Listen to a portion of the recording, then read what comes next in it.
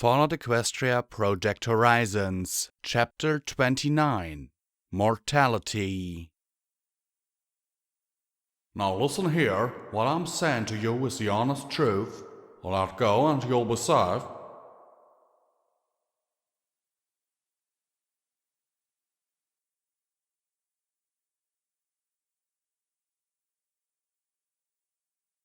I want to do the right thing.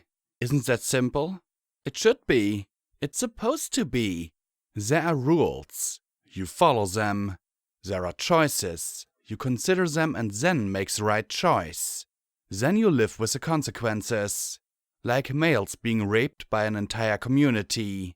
Like a priest selling me out to Usury. Like me killing a stable full of innocent ponies. Is there a right choice anymore? Has there ever been a right choice? Maybe. Helping those ponies against the ghouls the other day. Freeing Scrapyard from Red Eye's raiders. Those were good. But sometimes it feels like all my choices are between lose and lose more. I want to win. I want a clear victory. I want a friggin' carrot thrown my way and a pat on the head and a good job, Blackjack, for once. Is that so wrong? Maybe. I didn't go through the trouble of helping Glory just so she could tell me what a good pony I am. I didn't take away Scotch Tape's memories so that she'd like me more. I did them because they were the right things to do. And if that meant I got shot up a little more, or mutated a little more, or died a little more, it was worth it because they were better. I had to do better, damn it! Or what was the freaking point? What did my life matter if it bettered theirs? And yet, I'd crossed Rampage. I'd hurt all of us by placing her in a lose-lose position. Stay with us and she'd kill Scotch Tape. Leave, as she had, and Scotch would feel like she'd done something wrong. Because she didn't understand how much Rampage wanted to help her, and how quickly she'd kill her to give her mercy. So, what should I have done? What was the lesser evil? Sometimes, even when you win, you lose.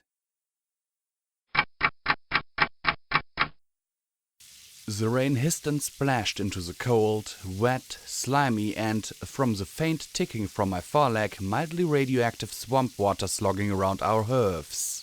Rotting logs and tangled weeds poked out of the obscuring rain, and only my EFS indicated if they should be avoided or not. The only thing I could hope was that any pony or anything that could possibly give us trouble wouldn't be stupid enough to go outside in weather like this. An acrid chemical smell was blowing from the north. Not much we could do about that, besides breathe through our mouth and make the best time we could. The plan was simple. Head north to EC-1101's last routing point in the Iron Man Naval Base Command Center. Somewhere along the way we'd run into the Steel Rangers. Find some pony in charge. Explain how we started this whole mess and then get them to stop fighting with the Reapers. Yeah, that should be easy. Right.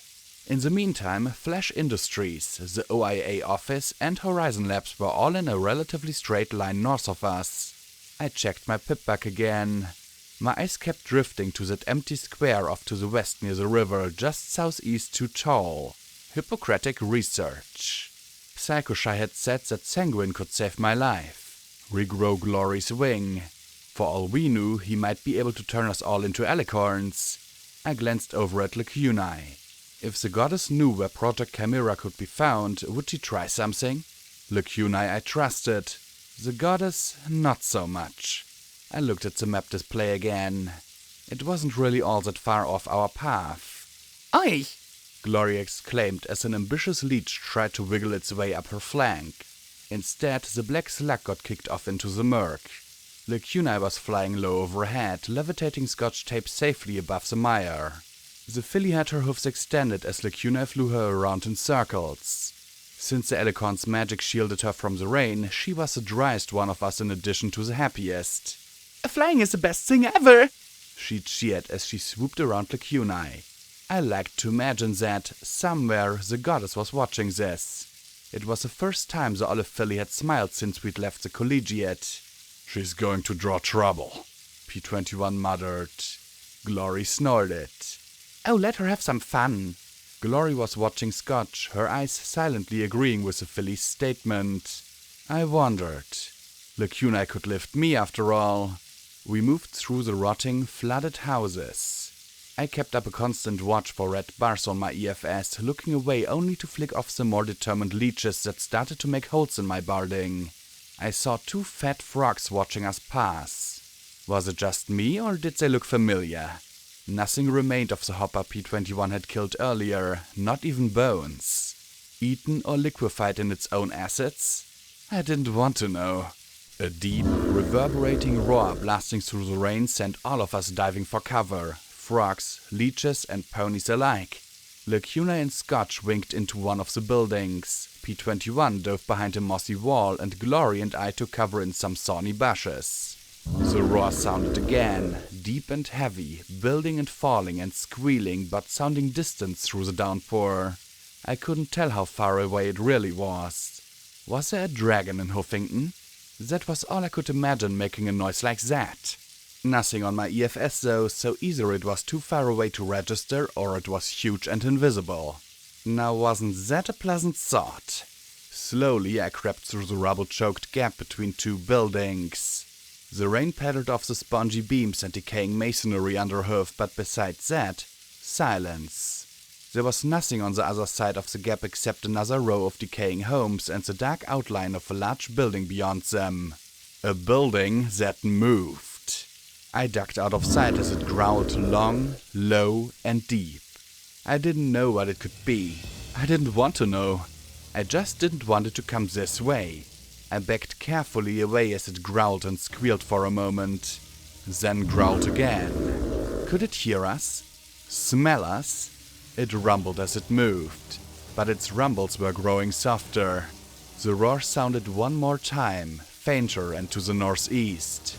Lacuna and Scotch Tape cautiously emerged, the Alicon so apprehensive that she dirtied her hoofs and carried Scotch on her back rather than risking being a flying, glowing target. P-21 crept out a moment later. Right, do we want to speculate on what that was? I asked, looking from one face to the next. I didn't see one spark of curiosity. Alright, moving on. Direction? Any but that one. And ignoring the leeches, we put as much distance between us and that thing as we could.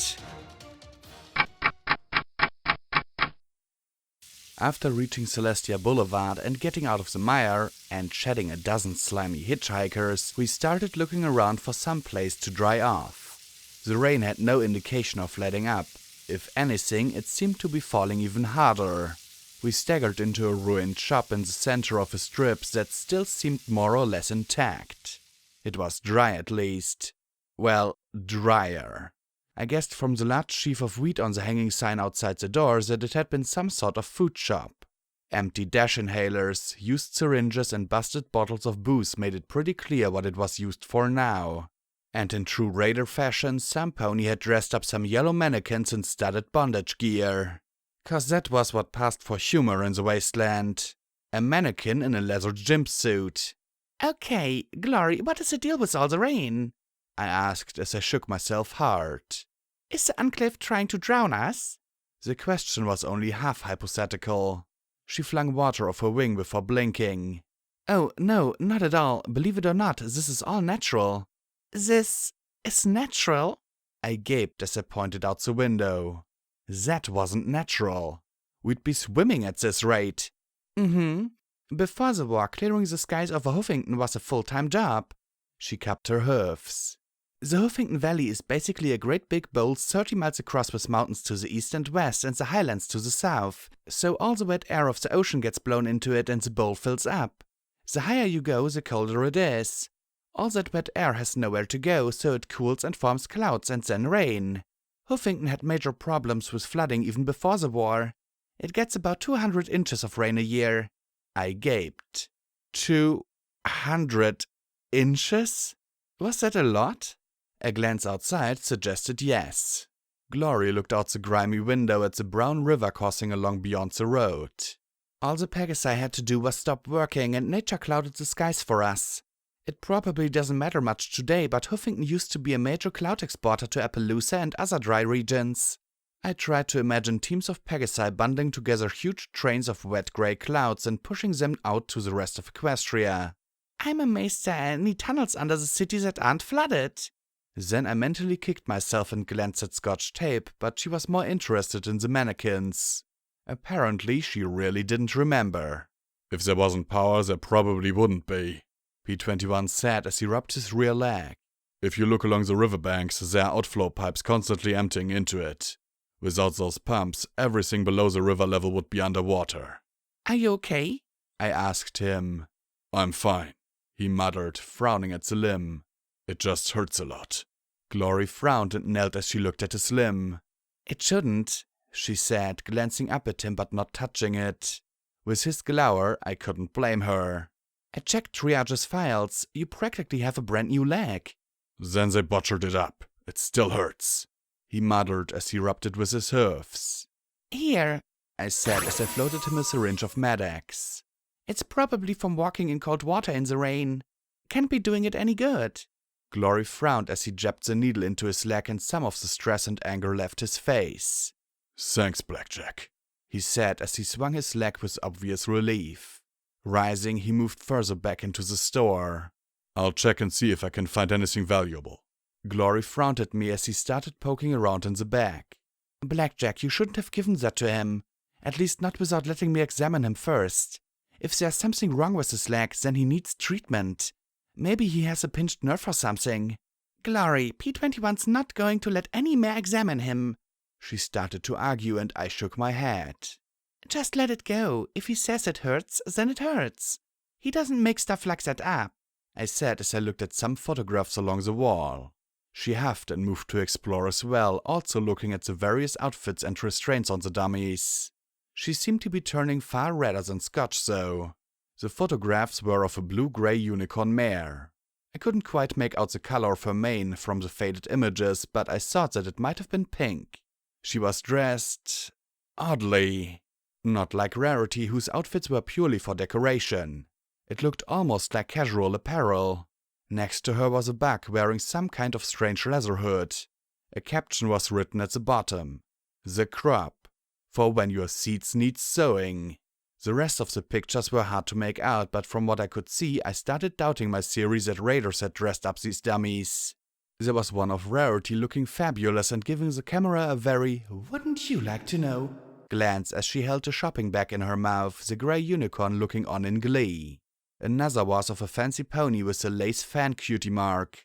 Not nearly so fabulous, but still. Wait, Fluttershy? Okay, I stopped looking at the pictures. They made my brains hurt. I sat down on a mattress that some pony had dragged from Goddess's new wear and waited for the rain to let up. I hate waiting. I lasted 10 minutes, checking my pistol and shotgun, organizing the potions and chems in my pockets, and digging in my saddlebags. I came across the memory orbs from Blue Blood Manor. Maybe there was something in there about Vanity's nephew? No, honestly, of all the marauders, Vanity had seemed, after Big Macintosh, the one most concerned with his teammates. I lifted the orb and caught Lacuna's eye. I'm going to take a peek, okay? So no hanging me upside down off the front of a boat, I warned. Seriously, I'd come out of enough bad memory orbs and in enough bad ways already. She nodded once and continued to gaze out at the rain, looking a little pained. Enervation? For the last hour, but nothing serious. Just a drain on our potions, I suppose. She gave a little smile. Really, you'd think the goddess would provide me with a simple healing spell. I guessed it was an indirect "screw Blackjack." Gently I tapped the orb against my horn. Okay, I'm safe. This is Vanity, so it should be okay. Come on. Come on. It wasn't working. Was there a password or something? I thought of the marauders. Golden Blood, princesses, ministry mares. I glanced up at the picture of Rarity with her shopping bag. A spark and the world swirled away. Okay, not quite what I was expecting. Soft sheets, green velvet drapes around the bed, a very nice smelling mare, and 2 ponies having a very good time. I gave a mental roll of my eye and did my best to think of the Iron Shot firearms catalogue. Okay, IF-80 is a 20 gauge... Nope, that's a 12 gauge shotgun. Pump action. Shoots a variety of ammo types including buckshot. Sweet Celestia, shoot me now. Why on earth was he licking? Oh, okay, that's new. Check please. Wasn't there a cancel feature on memory orbs? Finally. Really, 3 times? Finally, they rolled off each other and a shimmer of blue swept the drapes back to reveal the bedroom. The mare gave a groan of complete delight as she lay back in the sheets. He started to kiss along her pale neck, but then the doors banged open. Like magic, the mare was transformed into a ball underneath the sheets as Blue Blood stomped in. I'd never really seen him up close pre-gullification before, but Blue Blood was clearly a sauvage-looking buck, even if he was more than twice my age. Right now, though, he was a complete mess, his mane long and straggly and his eyes bloodshot. He smelled of stale grapes and pony sweat. "Vanity, are you here? Vanity!" The emerald-maned buck shook himself and rubbed his temples. "So nice to see you're back from Canterlot early. You know, even the princesses don't attend to others in their beds, Blue Blood. If the manor isn't aflame, then can this please wait for later?" The mare looked as if she was attempting to dig through the mattress to escape. Blue Blood seemed completely oblivious to both Vanity's comment and the ball under the covers as he threw his forelegs wide. "She's gone, Vanity. She was here, right here in Huffington at some tawdry shop. And then she was gone." Vanity sighed, making a face of annoyed resignation. "Good goddesses, pull yourself together. If any pony sees you like this, they are never going to stop talking." He herded the exhausted, frazzled-looking Blue Blood out the door. "Now get some sleep, get something to eat, and, above all, wash. Then we'll schedule a proper grooming. You simply have to put her behind you. She's just one silly old mare who can't appreciate you." Was it my imagination, or did that lump under the sheets give a soft snort of outrage? Vanity's attempt to mollify the morose buck failed. "She's not one mare, she's the mare. The only one who could ever complete me. Am I supposed to call Twilight Sparkle now, or Fluttershy? No. How could she?" At the moment, I was guessing it was pretty easy. Of course, I also remembered him running his thought through Rose's heart. A minute later, Vanity returned to the room, closed the doors, locked them, and then, after a moment's hesitation, levitated his heavy desk against them. "Just another mare, huh?" a very familiar unicorn said. He turned to look at the mare sitting upright in his bed. Her purple mane disheveled and tangled about her shoulders, she looked at him with hard blue eyes. "Silly, am I? Old?" She said that word almost as if it were an obscenity. Vanity chuckled as he sat down beside her on the bed. "My most sincere apologies. I had to get him out of here somehow. Your rejections completely broke him. I don't think any man in history has so thoroughly turned down a proposal." "If I knew what a big baby he was going to be, I would have passed it on to Luna." Rarity sniffed disdainfully. "I'm sure she would have helped him get over it far more efficiently and effectively. Likely with a wartime commission," she said sourly as she flopped back against the pillows. "I shudder for the war effort," he replied as he lay beside her, stroking her cheek. "We could just let him catch us," he said as he kissed her throat. She murmured and sighed. "A few minutes of satisfaction at the most, followed by the scandal of a century and the utter disintegration of my career and reputation. She tapped her chin thoughtfully. "Not that it isn't tempting, but I simply couldn't leave my friends alone. They need me. Besides, some scandals never fade." "Would it really be so bad?" he asked as he cuddled with her. "Yes, Vanity, it would." She touched her chest lightly. "A mare who is desirable but unobtainable has power over those who covet her. She is a priceless commodity. But if they know that another obtained her, then she is cheapened and no longer priceless." "Really? But you clearly wish to be obtained." He chuckled as he smiled. "And how?" she said with an unapologetic smile and yet also a demure blush. "I'm not made of stone, you know." "Indeed, I noticed," he said with a soft poke to her belly. "The most delightful marshmallow in Equestria." And he proceeded to nibble gently on that marshmallow, much to the barely stifled giggles of the mare. She sighed and pouted playfully. "Oh, why did I have to pick such a cruel consort?" she said, throwing a foreleg across her brow dramatically. "Sometimes we make mistakes in those we choose to love," he replied softly, and her smile disappeared as she looked away. He stroked that rumpled mane. "How's Fluttershy?" he asked in a gentle, concerned tone. "As well as can be expected after what that bastard did to her. She's throwing everything into something. Some special project she thinks will change the war and end it." She sighed softly. "It's been almost 4 years now. This war and these ministries are like a fashion that grows quite newsome. I'd quite like something fresh." She looked at him and sighed. "And since he's tiptoeing around the corners of the conversation already, what is that bastard up to? Suffering, I hope." Vanity sighed. "Actually, I think he is." Oddly, Rarity's satisfaction seemed to turn to a thin sympathy. "He never meant to hurt her, but he did, and he knows it. And I don't think he'll ever forgive himself for it." She sighed and buried her face in his neck. "Why couldn't we have met under different circumstances? One where there was no war, no killing, or plots and secrets?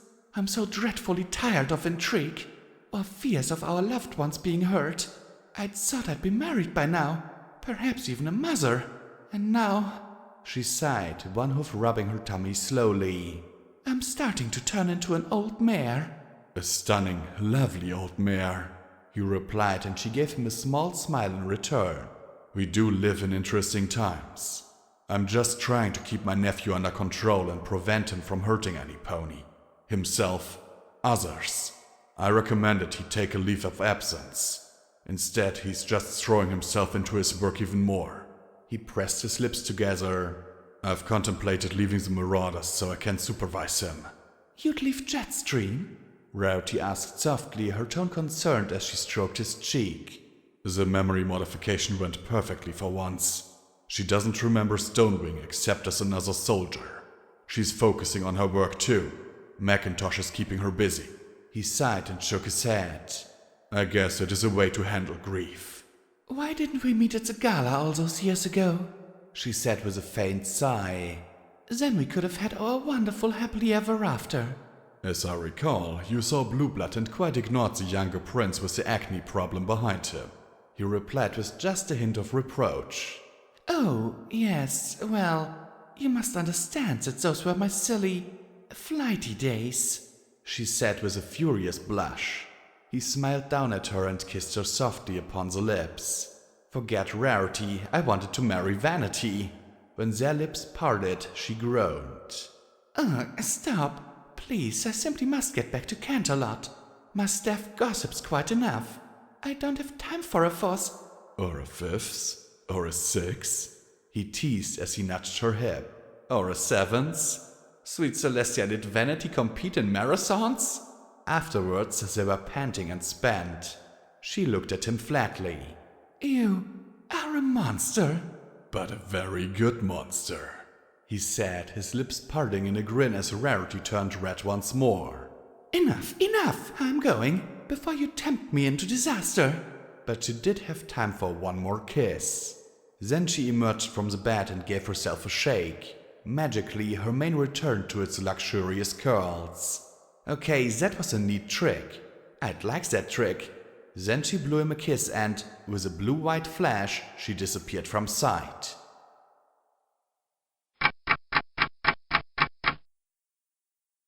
I awoke and looked around as quickly as I could. Okay, no monster ponies, cyber ponies, enclave hit squads, remnant hit squads, cyber dogs, manticores, giant frogs, boats, wait, never mind. I swapped out zodiacs for nightmare hit ponies dressed in black. Instead, I was almost disappointed to find myself still on the mattress. No bullet holes, no horrible wounds, nothing. So why were my friends all staring at me? P21 was smiling faintly and kept glancing over at me from his textbook. Scotch Tape was giggling. Lacunai was blushing? And Glory was looking at me with a very strange smile. The grey Pegasus cleared her throat softly. "So, a good memory, Orb?" I hesitated before I answered wearily, rising to my hoofs. Yeah. What was going on? P21 coughed, looking like he was actually fighting the urge to grin. A very good memory orb? Glory asked again. My confusion started to give way to irritation when I sniffed and blinked. What was that smell? Wait, I knew that smell, and that smell was coming from me. Blackjack's been naughty! Scotch Tape fell over laughing. I went as red as the straps in my mane. Dear Luna, I was sore. How could I be sore? I hadn't done anything. It wasn't me. They were, and it was, I finally lost the capacity to speak altogether and just stammered hopelessly, incapable of explaining. Very naughty. Glory replied with a nod as she walked along behind me. We'll have to deal with that later. She stepped next to me, her side rubbing against my flank. And then her tail snapped against my rump. I think my blush jumped into the infrared. Funny, I seem to remember not too long ago that Glory was the one who could be rendered speechless through sex. I definitely recalled that to be her thing, not mine. So why was I suddenly incapable of talking besides stammering incomprehensively? Scotch Tape seemed to find this a source of endless glee. Mares, P21 said in summation, despite the glares 3 of us gave him for it. He rose to his hoofs and stretched. Well, now that you're finished, shall we be on our way? Yes, we shall. I could do with a walk in the lovely, cold rain. Really, a cold rain shower never looked more inviting.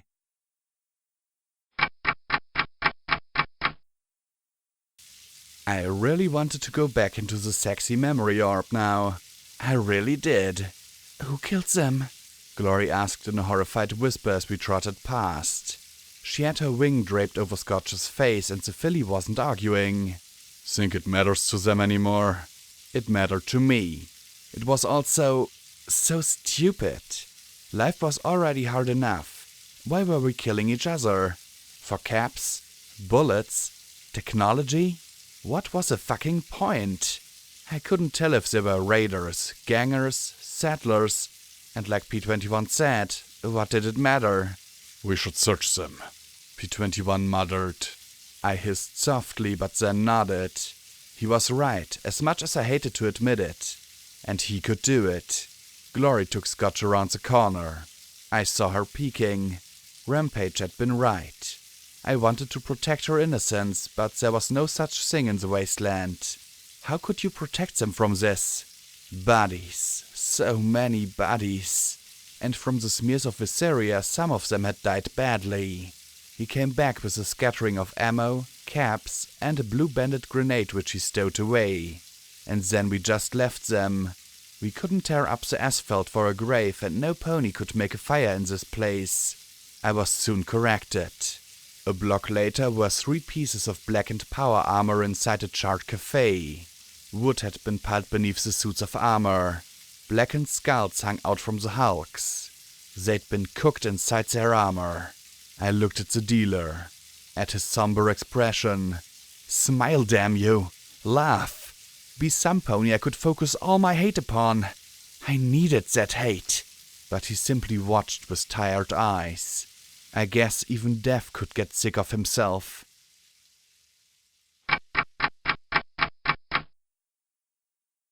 The rain hadn't let up much.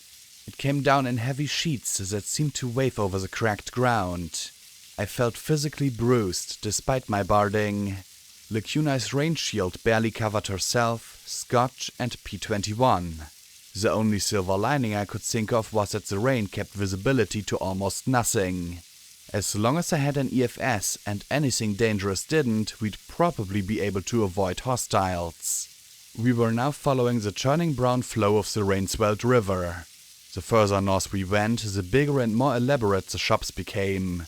The ones here were built along a walkway, the opposite side of which had a railing and a wall straight down to the water. Then it started to hail.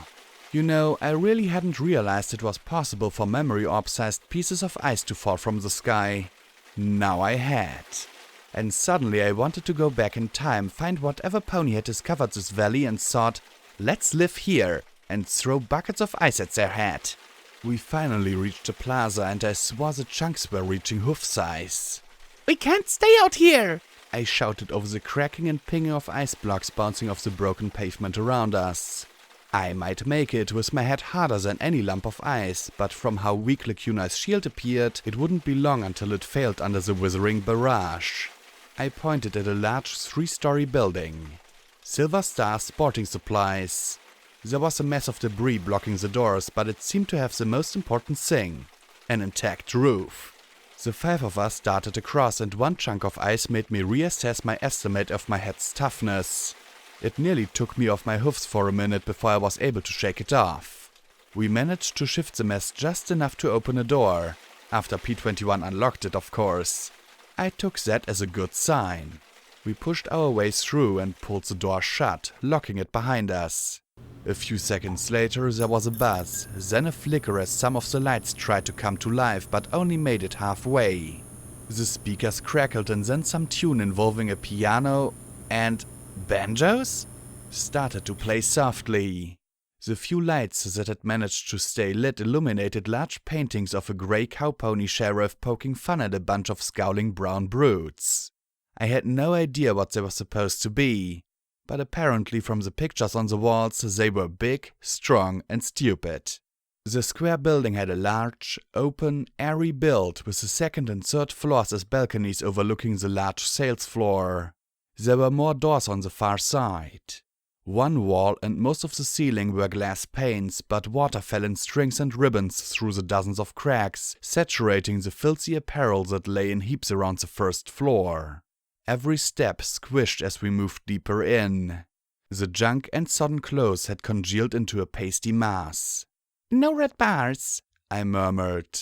Nothing invisible rushing out to attack us. I trotted to the far doors, but they were locked as well. There was a camp over by the cash registers with heaps of dried food containers around 4 skeletons. They all had oversized cowpony hats like the one worn by the cartoon sheriff on the walls. The store employees, I suspected. I levitated 2 hunting rifles, but 2 centuries in the wet had made them poor clubs, let alone firearms.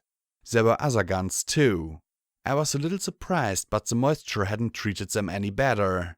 The brass and copper-jacketed hunting rounds had fared much better inside their boxes though, even if the boxes themselves were soggy.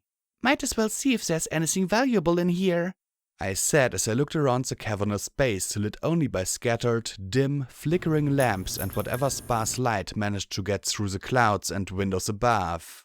Why was my maid not liking this? I really wished I had Rampage here right now. She'd know if we were in the Philly Flash territory or not. I wanted her here just to crack off some joke and relieve the tension. I just wanted her here. Scott shadowed me as she checked the bullet primers for rust. I cleared out the bits in the register for trade down the road. I looked at them, an image of Princess Luna stamped on one side and one of Princess Celestia on the other. Then I heard the filly sniff and I looked over to see her push up her goggles and rub her eyes. Did I do something wrong? Huh? I knelt down to look her in the eyes. No, of course not. Why would you think that? Then why wouldn't Rampage talk to me? Why does she hate me now? She said with a sniff. We were going into the tunnels and then I wake up and you're missing an eye and Glory doesn't have a wing and Rampage doesn't have her armor and every pony keeps acting funny. So I must have done something wrong, she said as she hung her head. At least she hadn't come out of the procedure early enough to also wonder why Rampage was mysteriously only a few years older than her. Not remembering sucks. I took a deep breath. Rampage doesn't hate you, Scott. She had Reaper things she had to do. She'll be back someday. I really hoped that was true. I sighed and fed her the only line I could think of. Don't think about it, Scott. There's nothing down there you'd want to remember. It was really bad, I said as I stroked her mane. I wish I didn't remember, I said sincerely. But then I never deserved to forget. I saw the hurt in her eyes. Not from anything. Just hurt. Yeah, she said, frowning and kicking an empty tin. I guess. Come on, let's find the others, I said, walking towards the back rooms. We found P21 tapping away on the manager's terminal. A picture on the wall showed an aged grey buck grinning smugly with a huge cowpony hat on his head and a sheriff's star on his vest. Our founder read the caption, "Sharing and caring is for suckers." There was an odd word. An obscure word rarely used in 99. I'd always wondered about it, but it seemed to summarize the picture perfectly. Schmuck. Find anything good? I asked him. Scotch Tape picked up an intact book off the desk and began flipping through it. "Unless you're really interested in this place's earnings for the last quarter, no. The only thing in here that isn't related to business is this." He opened a file. "To Miramare Terminal number 3224-C. Hey bro, sorry you missed another session. It was fucking wicked. Calamity crashed the fucking train into the possessed Ursa Major. Primrose was like, so what's the damage for a train? I just lopped off half its hit points right there. Still was a tough-ass fight though. Had to pull a few crits and Calamity still lost her leg. And the dog got eaten, but Brandywine can just make another character. Anywho, hope things are okay on the base. We all miss ya. Bro, to Miramare Terminal number 3224-C. Bro, where are you? We got another man in the group named Parsley. Let her play Jack since you were gone. It ain't the same. She's got the game system down, but she just can't play a guy. You know? Anyway, bro, old Silverstar was pissed. Apparently we got big fat roaches and not the good kind, bro. Anyway, make the next game, bro. Parsley's like bam and wah and swing and yeah, you can get rid of that cherry now, bro. Hear me? Easy poon. Talk to you soon, bro. To Miramare Terminal number 3224-C. Hey bro, sorry to hear you won't be able to make the game anymore. No, I don't have a problem, but I do know where we're gonna find another Smiling Jack. I can't believe you're going to leave me alone with all these mares in the wasteland. How could you be so cruel? Let me know if you ever want a chance to play. I know things are 10 gallons of sack right now for every pony.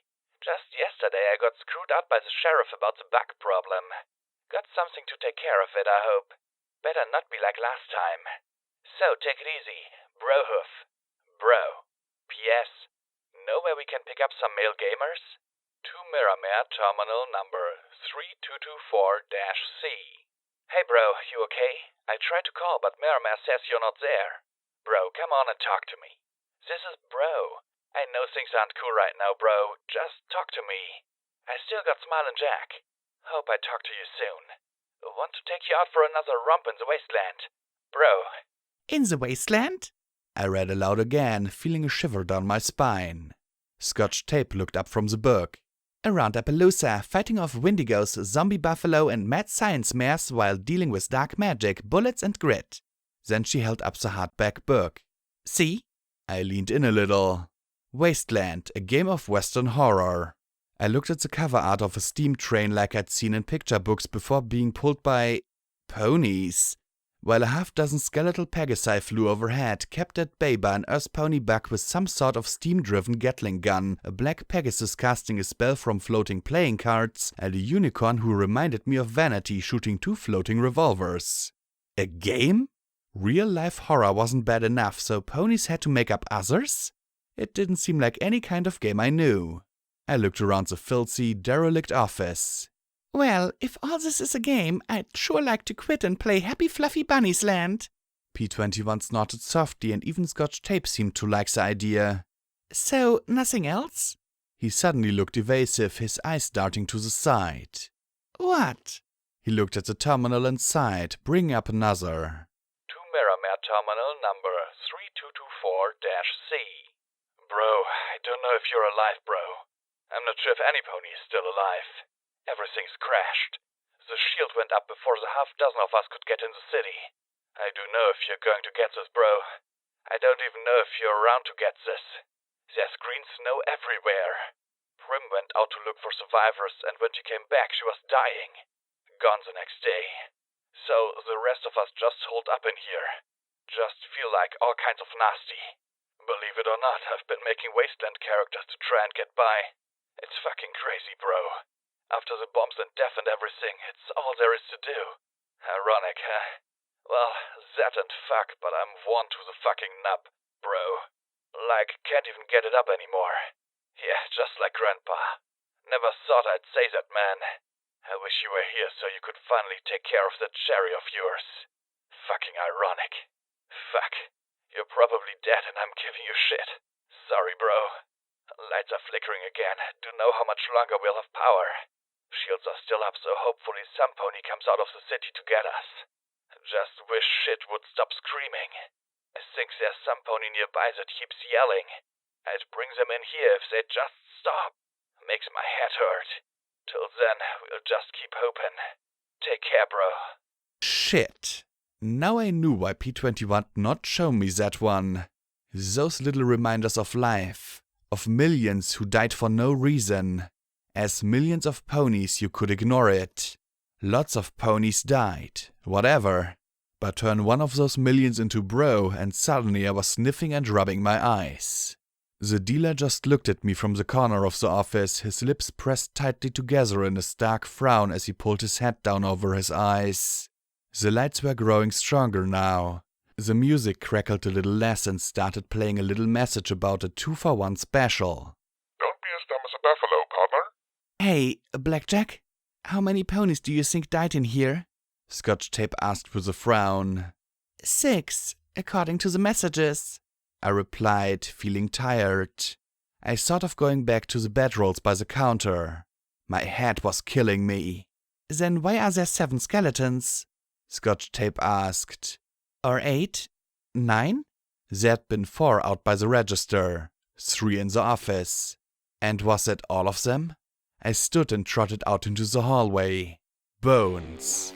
You overlooked them in the wasteland. There's so damn many that, eventually, you just shrug and go, oh look, more dead. But now I was taken in by the sight. I grabbed the sodden, rust-stained clothes and lifted them from the mess. Raider style. The door had been locked, I murmured. To the outside. There wasn't anything to stop us from locking it once we were... P21 began, then stopped. He looked around. Do you hear that? I did hear that. A high and distant noise. Like a scream. I ran out into the main floor, grabbed the closest mound of sodden cloths and heaved with my magic and my hooves. The lump broke free with a sickening wet pop and soaked bones clattered free. Another. And another. There were 6 bodies here. There were dozens. Lecunai! I called out. Glory! Glory staggered into view on the edge of the 3rd floor balcony. Find Lecunai! We've got to get out of here! I walked to the doors out, my already unsteady hoofs not finding purchase on the sloppy ground. Now that I was paying attention to them, it was impossible to miss the bones sticking out of the rotten claws. Most of these looked like scavengers. What a score they must have thought.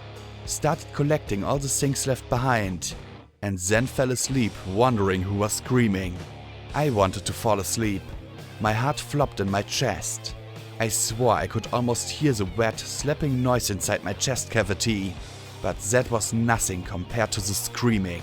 It wasn't a true scream, not like some pony yelling for help. It was a steady sound, almost mechanical.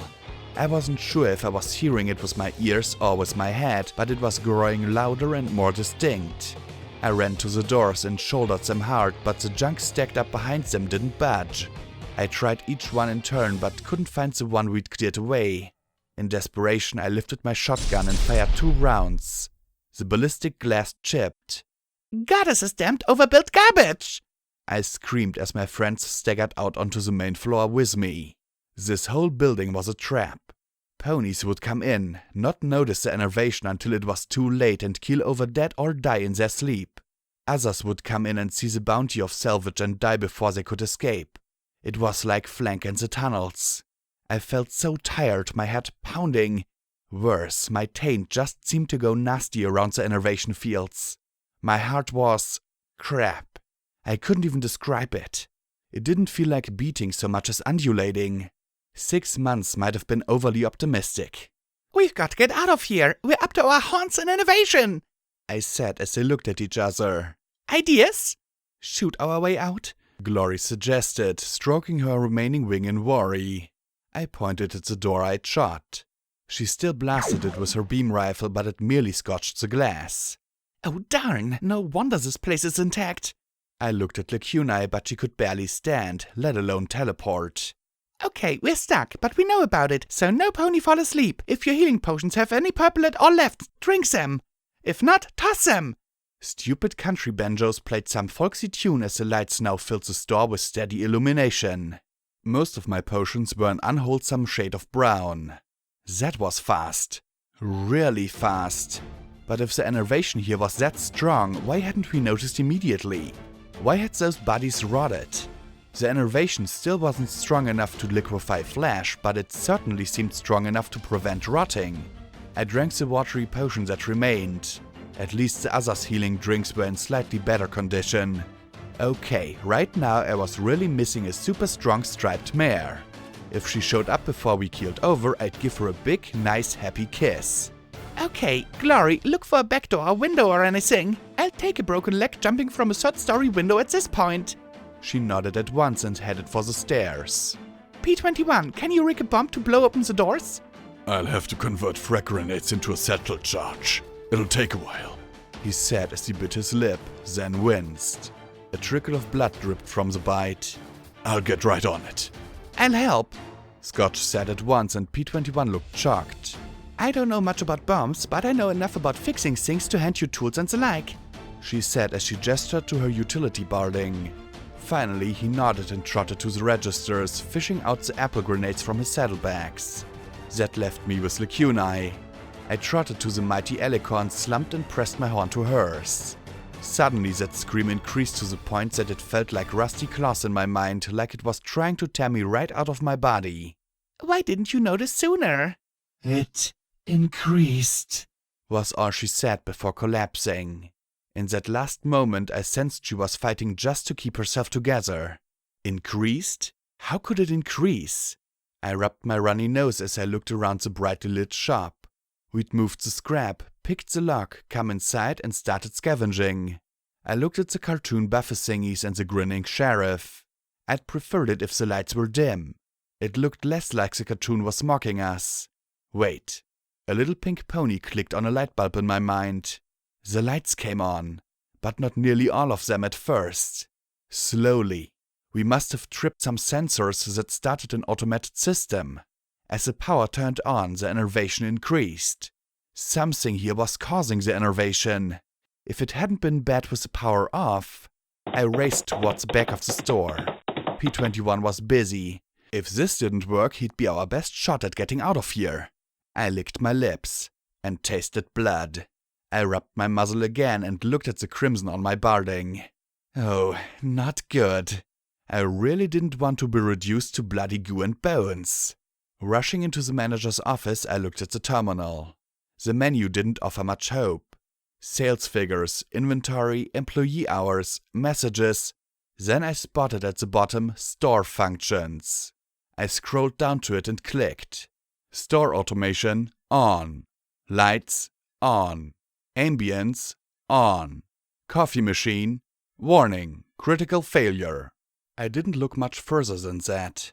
I turned everything to off. The lights flickered off one after the next, then music crackled and went silent. The screaming continued. Okay, plan B. I pulled back my barding, took off a brace, and with my sword sliced my foreleg. Holding the floppy limb outwards, I started to sweep it back and forth. If whatever was doing this was deep underground, we were screwed. But then I felt a sharp stab in the outstretched leg. The wound seemed to be spreading right in front of my eye. I did the worst possible thing and started to limp in that direction into the back of the store. There were just heaps of ruined clothes and other litter, but I kept walking, even as my insides clenched. Whichever way hurt more, that was the way I went. This was a really bad idea. I could feel the injury spreading, but the idea was working. Whatever the source, it seemed to be in the far back of the store. Almost there. Almost. And then I came to a concrete wall and groaned. My head was splitting, my body ached. There was nothing here but a stupid metal box on the wall. A stupid metal box straight ahead of me.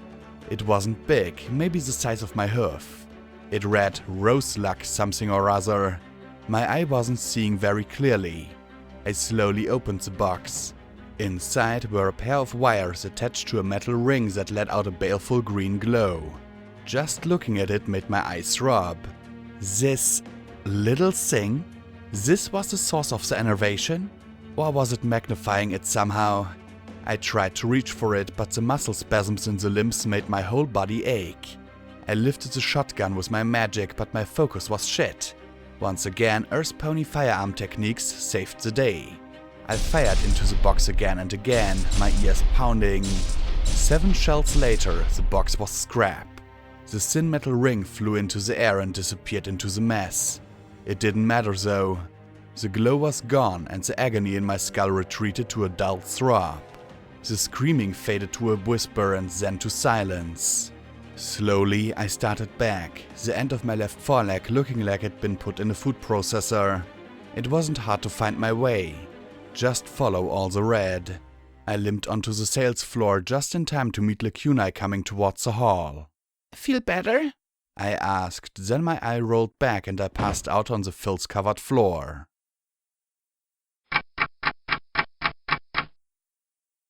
The goddess wishes for me to remind you once again that this does not constitute gratitude or obligation to you. She merely does not wish for so valuable an asset to be lost to the vagaries of the wasteland unless it can suit her purposes. Lacuna said as her horn glowed a faint purple. The dark alicorn's lips curled a little more. Oh, she apparently did not want me to tell you that last part. The magic was knitting together flesh and tendons under Glory's watchful eye. Yeah, I love her too. I muttered sarcastically as my injury slowly healed. I would have liked it even more if she'd healed Glory back when she'd gotten injured. But that was apparently too much to ask back then. I'm glad the goddess finally taught you a healing spell. Oh, she didn't teach it. The spell is Windreeds. She was a medic during the war. Lacuna made a face. It was simply put into me by the goddess. To learn it would have taken far too long. So, why doesn't she just put a bajillion spells into every alicorn and take over the wasteland? Glory said as she supervised the procedure. Apparently, having the spell didn't make her an expert on how to use it. She's tried that. The results were unfortunate. The mind would have so many options, most of them alien to us, and we would make mistakes. Rather, we are given a minimum of spells to focus on, but we know them exceedingly well. And we are always learning new applications for them. There is one man in particular who is definitely pushing our learning curve. She gave a little smile. I am something of a special case, though, she added. I looked at her, the alicorn dustbin of unwanted thoughts and feelings. The pony who never was a pony. I wanted to ask who she was before becoming an alicorn. Family, friends, alive. All those things she'd never had. This is amazing though, Blackjack, Glory said, once more excited. No pony has ever been able to find a source for innovation. It was always assumed to be some kind of magical damage to the environment or some zebra weapon, but its distribution's been a mystery. If it's caused by devices, then we might be able to eventually remove them. I don't know what it was. I was pretty messed up at that point. But I don't think it's gone. Just turned back down to normal, I said as I watched them work in the normal Huffington gloom. Evidently, after turning everything off, I'd powered down the terminal. Now we couldn't get it turned back on. Still, it's a phenomenal breakthrough, Glory said with glee. I so can't wait to write my teacher about it. She was literally dancing on her hoofs. I listened for Rampage to make a sarcastic quip about Glory being an egghead, but nothing. Goddesses, I missed her. P-21 was packing away his satchel bomb. Lacuna could teleport him outside to reopen the door. Scotch Tape was looking for any food, medicine or ammo that was still good. She was almost as good at scavenging as her daddy, but I kept that to myself. See? Blackjack can be taught. So when we came in, that box powered up and started killing all of us. Why? How? No idea. But at least we knew what was causing it. I tried to think of what was written on that box before blasting it. Roseluck Gardens? Business? Security? Now I was afraid I was making stuff up trying to remember. We've dodged another bullet, I thought, as Lacuna finished. Not that I'd say it, but her healing had left me stiff and sore in that limb. Well, beggars can't be choosers, Blackjack. The bony bastard hadn't taken me yet. But as I looked at the bones behind the register, I heard the shuffling in my mind. Just wait, it seemed to say.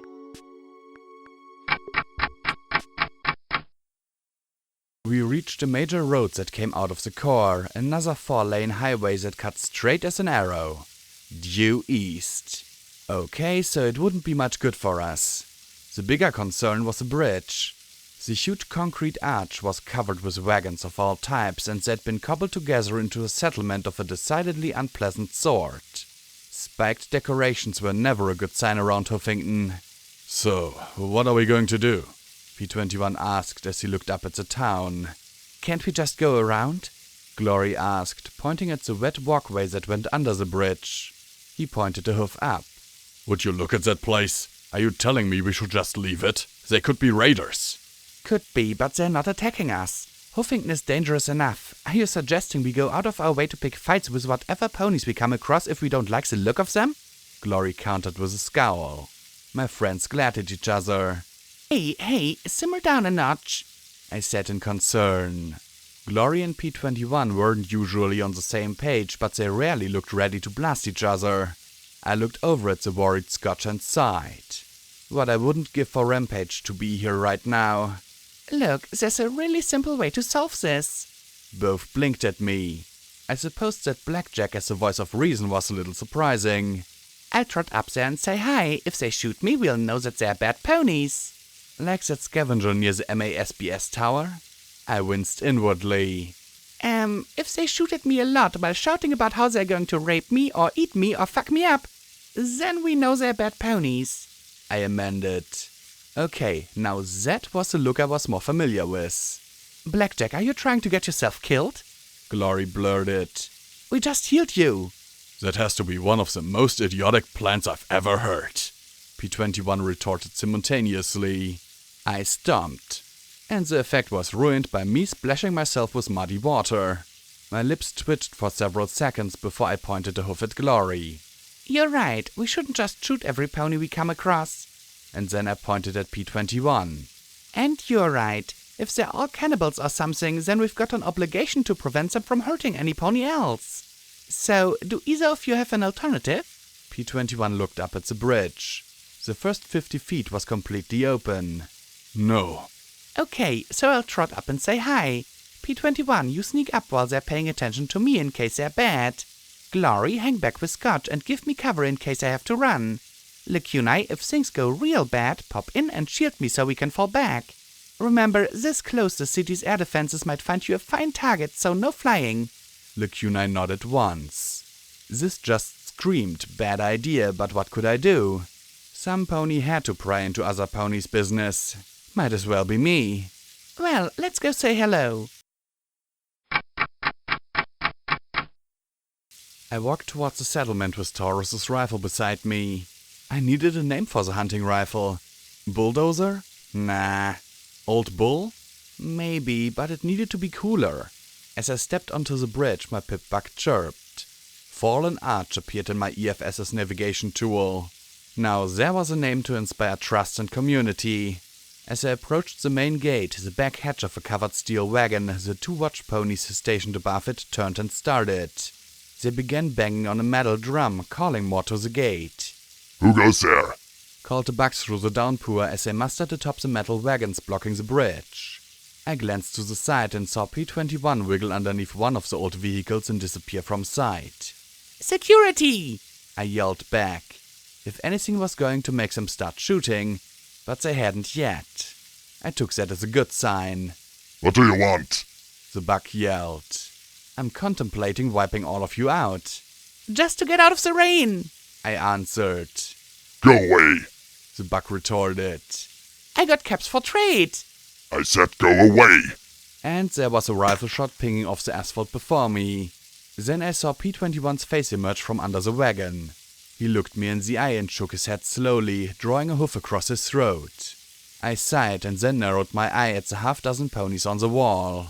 Now listen up! I'm wet, tired, and now cranky. You will drop your weapons and open the door to this place. Whatever messed up shit you're doing in there will be ended, and then I'll be on my way. Otherwise, I'm going to bring down so much fury upon you that you'll wish you were never born. I will tear down this fucking bridge with my bare hoofs and dump it all into the river and let Celestia deal with you in the ever after. I shouted as I started to pace. So, what's it going to be? Because I'm sick of waiting. They stared at each other as I stood there with rain dripping off Taurus's barrel. I could see a sniper rifle, but its owner was out in the open. He was first then. Then weapons hit the ground and they were scrambling out of sight. I blinked in surprise. Huh. I muttered lamely as a terrified buck pushed open the doors to the settlement. Slowly I approached, EFS looking for a rat among the blue. Please don't kill us. He begged as I passed. I looked back at Glory, Scotch and Lacuna and gestured for them to stay back. I walked through the wagon. The far end had been cut away. Fallen Ark wasn't much as far as the settlement went. I gathered its name was due to a 100-foot span of fallen bridge. A half-dozen wagons had been converted into rusty shelters. I need every pony out here right now! I called out into the rain. One by one, the bucks emerged. And only bucks. There were maybe 8 or 10. My eye swept the rusted shelters. But there was one building full of blue bars. I said every pony! Then the door opened and 2 more bucks emerged, a mare wearing a filthy rag trailing them. One of the pair had his mouth clasped on a detonator. The other, who I took for a leader given that every pony kept looking at him, cleared his throat. Hello, my name is Collar. Oh, this boded well. I'd welcome you, but I'm afraid you're going to have to leave, Miss Security. You have no business being here and no right to judge us. I looked over and picked out P21's blue bar off to the side. He peeked at me and I looked back at the leader. Well, that sounds like there's something here that needs judging. I'd really like a peek inside that wagon there, I said as I pointed with my pip back, glancing over at P21 again. He gave a tiny nod and then disappeared. That holds our mares and foals, he replied sharply. You will not deny us our property. Property? Then my eye picked out the collar on the mare's throat. Slavers. Collar cuffed. However, we are not unwilling to compromise. Leave now and we shall allow you to take Clover with you. I felt a loathing like I hadn't felt in a long time. Raiders were sick. Gangers were violent. However, nothing churned my stomach like the thought of a pony selling another pony. It reminded me of 99. Now, that sounds pretty generous, I said as I saw P21 slip as quietly as a ghost through the window in the trailer. There were advantages to being an undersized, sneaky pony. But I'm afraid it ain't quite enough. Why don't you let all those mares go and I'll call it fair? These mares are our property and our livelihood. Without them we are as good as dead. If you try and take them by force, then we may as well liquidate our stock. He replied calmly. Liquidate? Seriously? And I wasn't taking his property. I was freeing ponies. I was burning to vaporize his head in the worst way. Your livelihood? Your property? I fumed, my eye narrowing as I glared at him. You're telling me the only way you can survive is by selling the flesh of other ponies? I knew that right now P21 must have been taking off the collars. I had to buy him time. Find another way. A better way. This is a better way, he retorted. For generations we fished the scum out of the river, salvaged what we could and hunted what we found in the marsh, and still it wasn't enough. I watched my grandfather get consumed by disease and my father taken by famine. Finally, we sold our surplus population and purchased enough food for the rest to survive. I sold my daughters myself rather than see them starve. We rent our females or sell them to sustain the community, to sustain civilization. We've done what we must to survive. Wait. You're telling me? But I couldn't even finish that thought. These weren't just captured ponies. These were their own families? Surplus population? They didn't just hold mares as slaves, but bred them. Now I was glad I'd come up here. Well, how nice. What you must do to survive now is take off each and every one of those collars and toss them into the river. You want to sell some pony into slavery? Sell yourself! Shit, I needed to stall. Stall! But I felt as though everything was just sweeping me along. It looked like he wasn't in the mood for banter. Honestly, neither was I. The leader sighed. I have no wish to fight you, security. I have no doubt of your peril, but this is our community and we will ask you one more time to leave. The mare stared at me with wide, terrified eyes. She wet herself like an animal. The sight made my heartbeat pound in my ears. You want to fucking die? I shouted. The buck with the detonator in his mouth flinched. Clover exploded. It wasn't like a grenade or anything I'd experienced. In fact, the detonation was a sharp crack noise. The explosion was focused by the heavy metal collar. After all, no pony wanted a slave whose death might just injure the owner. The resulting blast sent a pink hourglass fanning out above and below the collar as everything between her head and shoulders was atomized. Pieces of hot pony mixed with the rain. And that was the point at which everything transformed into one red scream. I took one look at the one with the detonator in his mouth, hit SATS, and then 3 magic bolts of energy vaporized his head and the detonator too. I barely felt the impact on my left. The stallions there had taken advantage of my blind sight to rearm. My barding soaked up the impacts and my jellied bones bent rather than broke. A small blessing, I supposed, as I spun around and levitated out my shotgun. Black anti-personnel shells were loaded and the flechettes stripped pony flesh from pony bone as I blasted cloud after cloud of razor-sharp darts into the stallions. The plan now was simple. Kill every last one of these fuckers before they could get another Shit! I twisted around, looking for the leader. Where was he? Red bars were milling about all over the place. Green flashes and white arrows of magic announced Glory and Lacuna's arrival. I just had to find the leader. If there was another detonator, he'd have it. I figured the most intact wagon would be his, but they were all pretty thrashed. I ignored the bullets biting into me. The burning pain helped me focus as I reloaded the anti-personnel rounds. I saw a door closing and raced to it, ramming it open with my shoulder. A stallion was trying to hide under his bed. Not the buck I needed, though. I grabbed his tail in my teeth and yanked him out. Where's Collar? I shouted, glancing at his own hoof cuff cutie mark. I kicked him hard into his back. I wanted to kill him then and there. I pressed my shotgun to his crotch and screamed. Where is he? Next door! He screamed, losing control of both his bladder and bowels as he sobbed. Please don't kill me! I wanted to. I wanted to kill every last one. Chapel didn't need to sell ponies. Riverside didn't. Megamart didn't. Hell, I hadn't even seen a slave collar in Flotsam. If other places could have society without this shit, then so be it. But I'm not an executioner. I didn't kill roses. I wasn't going to kill this one. But Celestia saved me, I wanted to. However, I couldn't just trot away either. The shotgun butt on his reproductive equipment might have been excessive, but it wasn't fatal. He called up, whimpering. Get another life. I see you like this again and you're paint.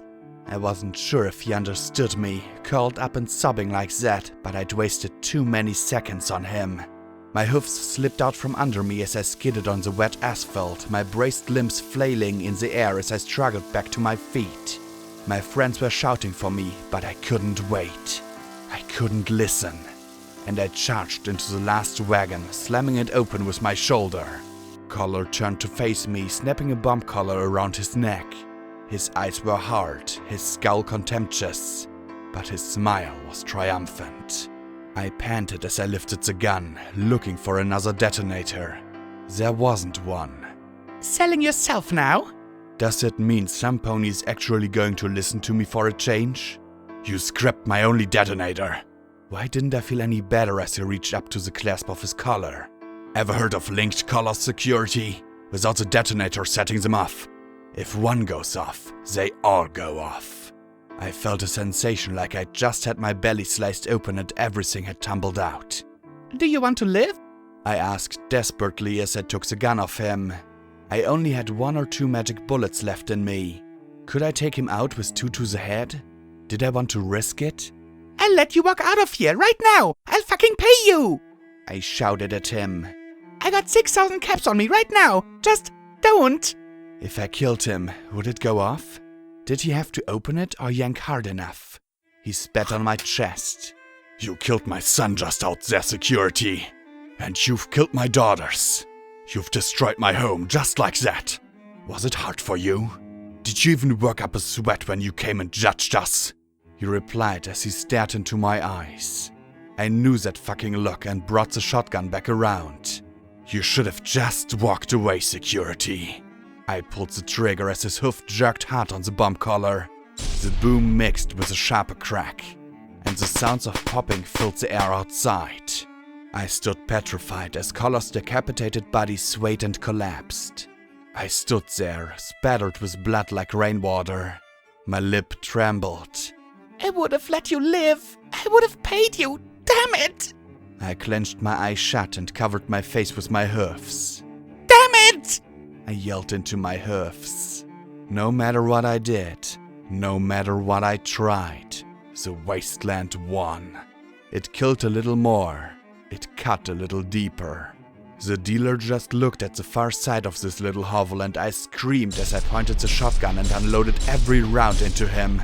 When the gun was expanded, I loaded explosive rounds next. I didn't give a damn what they did to the condition of the weapon. Again and again, the shotgun roared as I destroyed everything in sight. I didn't care if there was a life supply of wild Pegasus in here. Everything was blasted. Incendiary rounds lit the bed on fire. The stove was soon ablaze. For a horrible instant, I wanted to stay in there and burn too. Then I smacked that idea and myself for it. I couldn't do this. Not now. Coughing and hacking, I staggered away. Slowly, I stepped out into the rain. Step by step, I walked towards the wagon trailers that held the slaves. How many had he been able to save? How many? I saw Glory and Lacunae huddled around P21, keeping the rain off him. Scotch Tape was being violently ill. No other blue bars. Not a one. If there was a survivor, they'd fled out of range. Fallen Ark was a slaughterhouse, and I had been the butcher. Had I just walked past? No, that would have perpetuated this. So now was quick atrocity okay if it stopped an ongoing one? I walked slowly to P21 as he shook so hard that Glory could barely get the medics into him. His hoofs had been blown off. Blood was painted across his face. He stared up at me, tears running down his cheeks. I tried. I really tried. He whimpered. Didn't let them die, Blackjack. Please. Please believe me. Did he think I would believe he'd just stood back and let their collars be detonated? As if I'd ever think he'd do such a thing. As if he'd ever do such a thing. No, don't think about it. I couldn't say a word as Glory injected him with Hydra. She didn't raise the smallest concern or complaint. P21 needed his hoofs back.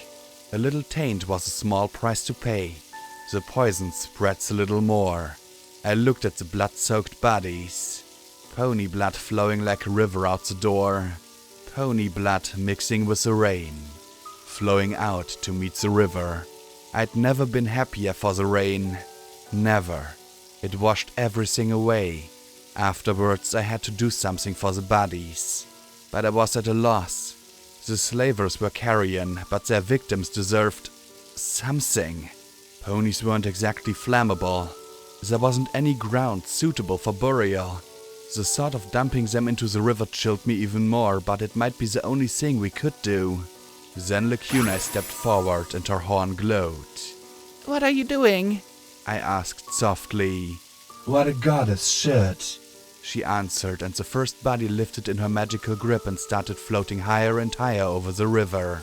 A red light atop the massive war wall surrounding the core grew brighter and brighter, and then a beam struck the body. For a few seconds, a star burned over the river before the ash was scattered. Then another star, Another. Lacuna was gracious enough to tend to the fallen slavers as well. She was a better pony than I. There'd be one corner of the wasteland devoid of bones. Glory had to do the scavenging, and she managed only a hoofful of bullets and caps. To be honest, I couldn't care less. I just wanted to get going. I was sick of the rain all of a sudden. Sick of the blood. Sick of everything.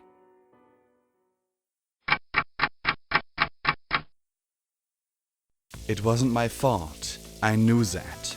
It wasn't P21's either. He wouldn't have lost his hoofs and nearly his face if he hadn't been trying to take the collars off. The fault lay with Collar. He and the others had decided years ago to engage in selling out their own. It didn't matter if they justified it as simple survival. You could justify anything if you worked at it long enough. They'd set up a community based on an atrocity and then had the misfortune of me trotting along. So why did I feel guilty? Was it because I'd been cocky, striding up there all brash and bold? They ought to rename Dash Blackjack then. I could have stalled longer. Heck, I could have pulled out. But would Collar have planned something once he knew that I was around? The dealer walked beside me, but I wasn't talking to him and he wasn't talking to me. He'd already said his piece. There wasn't anything more to add. You're afraid of screwing up. Why? I was so good at it. Clearly, I'd never really appreciated what inches of rain was like, but at least we were fortunate enough not to have to measure pounds of ice. The only sign left of the hail was the occasional overlarge ice chunk melting beside the path. Still, the rain was strong enough that nothing else was stupid enough to be following the river in it. We were passing the twisted remains of a marina, the boats and docks and pilings all tangled together in heaps from the river's powerful flow. The rain was so heavy that we almost missed the sign. That was a trick in and of itself given its size. It was painted over a billboard that had slid down the face of an apartment building. Some pony had painted in deep red letters 2 words. Huffington Rises. I felt a prickle along my spine and glanced over at the core. Huffington Rises? A slogan from 2 centuries ago reappearing here? Now? The paint wasn't weathered much. My friends watched me as I trotted towards it and put my hoof on the red letters. No one paints a 30-foot wide, 20-foot tall slogan randomly. Blackjack? Glory asked in concern, snapping me out of it. We were getting soaked. Well, except for Lacuna and Scotch, of course. Nothing, just... Don't you think it's weird? I asked, and Glory gave a crooked smile in response. Blackjack, we just escaped from a sporting goods store that was killing us with some sort of arcane device. Yesterday we met a 2-century-old pickled pony in a jar. And the day before that... She trailed off, glancing at Scotch before she coughed. Anyway, my weirdo meter's been busted for some time now. She laughed as she nudged my rump, then frowned. Actually, I've never had one. I mean, what would it detect and how would you scale it? I get the idea, Glory. I replied with a smile, the first little smile I'd given in hours. It's just a sign, Blackjack. P21 said quietly as he flicked his mane, trying to shake the water out of his eyes. He still had little pieces of pony in his hair, but at least he still had his hoofs and his face. Yeah, I muttered, giving the sign one last long look before continuing along the hoof path that ran above the wave-bashed marina. Just a sign.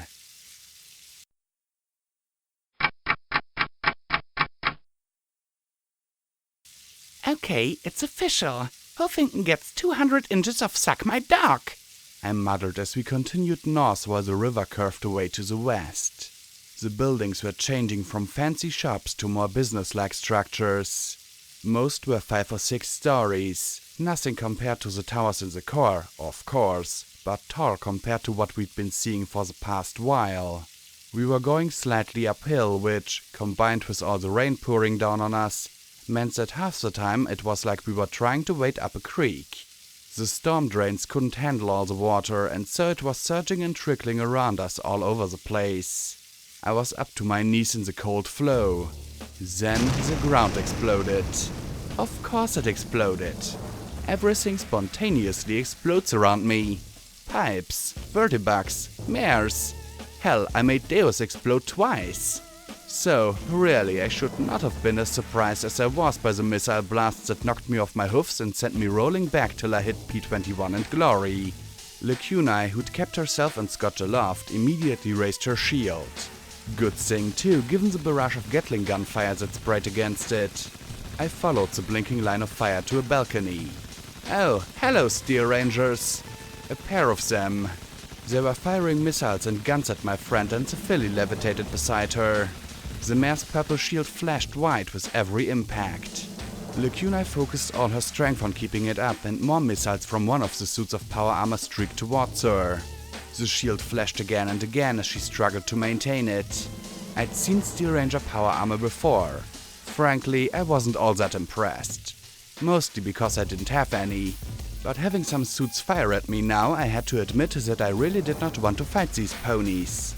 The heavy metal seemed much more substantial than I anticipated now that it was firing at my friends. Then the shield exploded as a blast knocked both of them from the air. Scotch gave a shriek and I spun as I reached out with my telekinesis to try and catch her. I barely slowed her and I heard the crack of her landing hard.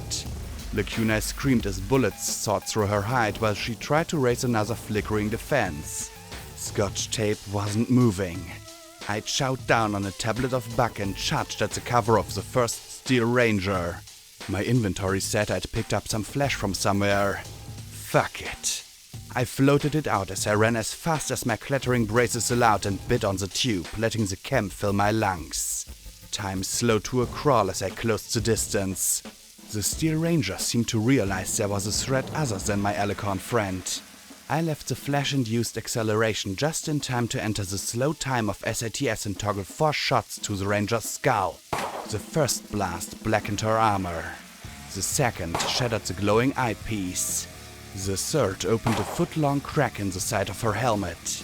The fourth peeled away a jagged spur of metal. I saw pink skin and a terrified blue eye staring back at me as the targeting spell wore off. I pushed hard, my buck-infused body lifting and shoving. I felt like I was an orange mare pushing over a fully loaded apple cart. One brace gave beneath my barding, but still I lifted until the whole suit of armor fell over with a metallic crash. Vigilance pressed against that eye as I stared down at her. The dealer stood a short ways away. Pull the trigger, his solemn face seemed to say. What's one more body? You bitch and moan about the dead, so make some more. Ponies fall like rain in the hoof. Pull the trigger. Do it. I'm so sick of bodies. She's okay, Blackjack, Glory yelled. My eye bought down into the Rangers. One more body. One more. What was one more? Be kind. Do better. Be strong. I had one dealer and 4 ponies all fighting with the overwhelming urge to fight a bonfire. But slowly, bit by bit, I reasserted my control. I don't want to fight you, I said slowly, my voice trembling. I don't want to kill you, so stop fighting me, please. I didn't quite trust myself as I pulled the gun back. She slowly rose to her hoofs. The armor gave a pink flash and repaired itself before my eye. If there'd been a chance to kill her, it was gone now. Salad, you okay? Asked the other as I backed off. For a moment I was certain I was finished. Then she turned to where the others stood on a balcony, raining Gatling fire down on Lacunai. Her magic arrows had gouged holes in its armor, but it still fired. Hey, knock it off, radishes! Boomed the first to the other as she rose. She had a missile launcher and the biggest machine gun thing I'd ever seen. It looked like it fired grenades. The only guns I'd seen that were bigger had been Deus's cannons and gun. The other was armed with a Gatling gun and something. Was it an IF-100 miniature howitzer on her other side? I'd only seen one in the Iron Shot Firearms Special Edition catalogue. These aren't flashers or reapers, I think. I gave her a terse nod. The bug was making my heart beat so bad that it felt like it was going to crawl out of my chest. But that one's an alicorn fruit salad. Aren't we supposed to kill those on sight? Said the other as she jumped from the balcony and landed with an easy crash. Somehow that simple, agile and carefree act scared me even more than the guns. The howitzer flipped out as she spread her legs, bracing herself. Suddenly, that feeling of them not wanting to fight was diminished rapidly. I bet Brown Betty can get through that shield. I rose to my hoofs and shook myself hard. Think, Blackjack. What was a good excuse for my friend being different?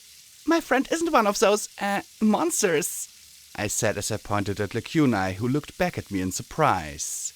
She always said she wanted to be like Princess Luna and she came across some killing joke. I grinned, trying to will them to believe my flimsy lie as I added lamely, we came out here to get away from those monsters. We were doomed. That's right. Lacuna said, looking down at me in some confusion. Call me Luna. The pair looked at each other and then Radishes shrugged and Brown Betty retracted and folded in. Fruit Salad still seemed to be regarding us suspiciously, though. Well, best stay away from Iron Mare. Actually, it's best if you turned around and went somewhere else. Anywhere else. This whole area's a war zone. Who are you, ponies? I'm security and these are my friends, I said as I gestured behind me. We're actually looking for the Steel Rangers. We need to talk to some pony in charge about this war. And find some way to stop it. They looked at each other as if trying to decide whether to believe me or not. Well, that's not me, ma'am. The pony ultimately in charge is Elder Crunty Carrots aboard the HMS Celestia, or you could talk to Star Paladin Steel Rain at the front. Otherwise, you'd have to see Archivist Napalm strike. Fruit Salad pointed to the north with a hoof. I've got to warn you, though. We're not exactly open to outsiders, so your business had better be serious. It feels like we're fighting half the goddess's damned hoof right now. They could talk to him. Radishes said. I'm sure he'd be willing to listen. He's always willing. Him? Fruit Salad began, but suddenly shook her head hard. Oh no, not him. That's crazy, Radish. That guy's a nutcase. Who's a nutcase? Honestly, with my track record, I might be better off with a nutcase. And boy, that wasn't saying much, was it?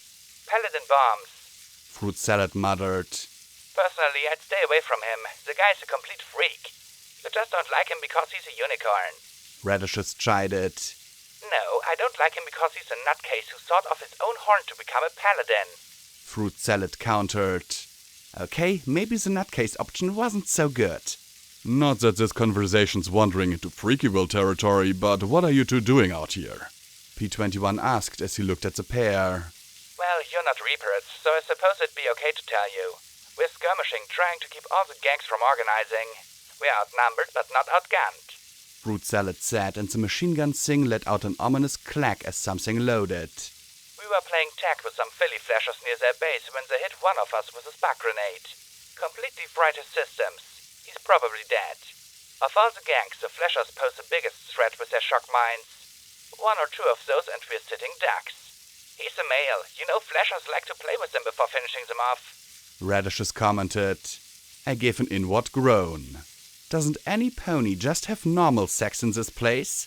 Are they holed up in the Flash Industries building? Glory asked as she looked from the Rangers to me.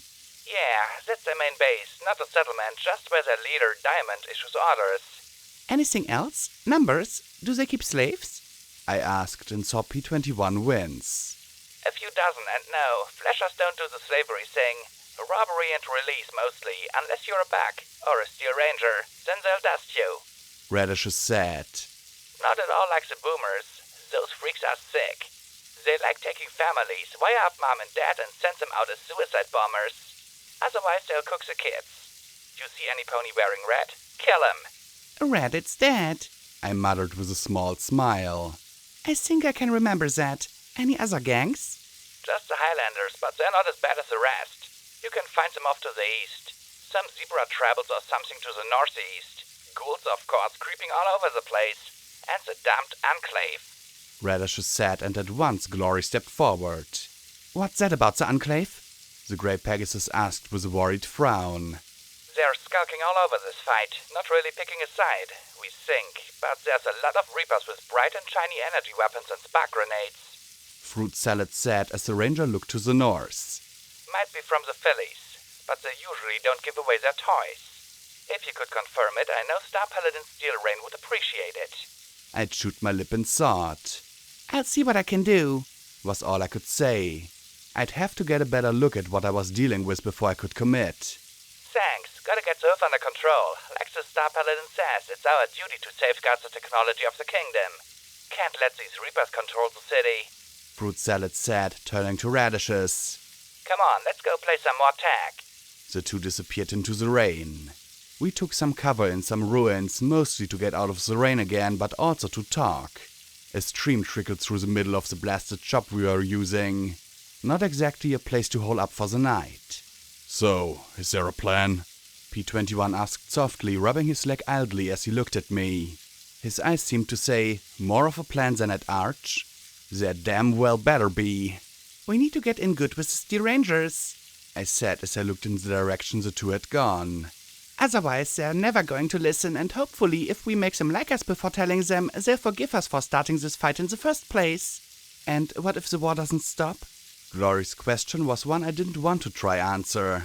Her eyes fixed on her hoofs before she glanced at me and continued. Are we just going to walk away and let them rip each other to pieces? I sighed, rubbing my temples. I wished Rampage was here. She'd been our guide of sorts. She could tell us about the Rangers and what their goals were. Give me a hint if I should back them or not. But she wasn't, and I had to make a choice again. I looked at Scotch, who had busted a leg in that fall. It could have been her neck. Fortunately, Lacuna was healing her snapped limb. Another injury for following me. It was scarring me to death. Just hours ago I'd made a choice and it killed 13 mares. It hadn't been my fault, but there was no denying that I was the instigator. And while I didn't feel that it'd been wrong to try and do the right thing, I closed my eye and watched Clover's head blast apart. We'll worry about that later. I looked at Lacuna for a long moment. Do you know anything about the Steel Rangers? Lacuna huffed softly, looking sour. The Steel Rangers are a relic. 200 years ago they were founded by Applejack for the war effort. They were elite shock troops of the Ministry of Wartime Technology.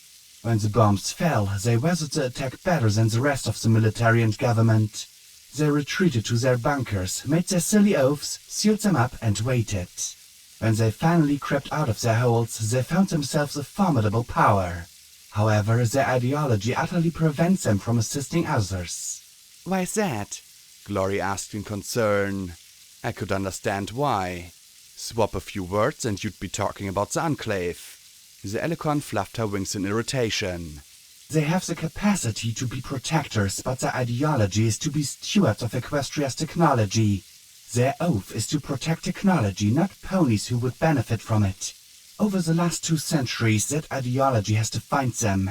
Most couldn't care less about the scum living here if it meant hoarding more weapons and technology from the past. As I said, they are a relic. Outdated ideals and misguided motivation. If they had known about EC-1101, they would have gutted your stable to possess it and then locked it up somewhere rather than use it. Great. Another group looking to get my pip back. I suppose the only reason those two didn't pounce on mine was because it didn't look like anything like a traditional pip-back. I looked surprised at the bitter tone. Sounds like you have a problem with them. Lacuna blinked, then shrugged. They're not capable of fixing anything. The goddess wishes to protect pony life, transforming it into a form able to withstand the threats of the wasteland. Steel Rangers simply pillage and hoard.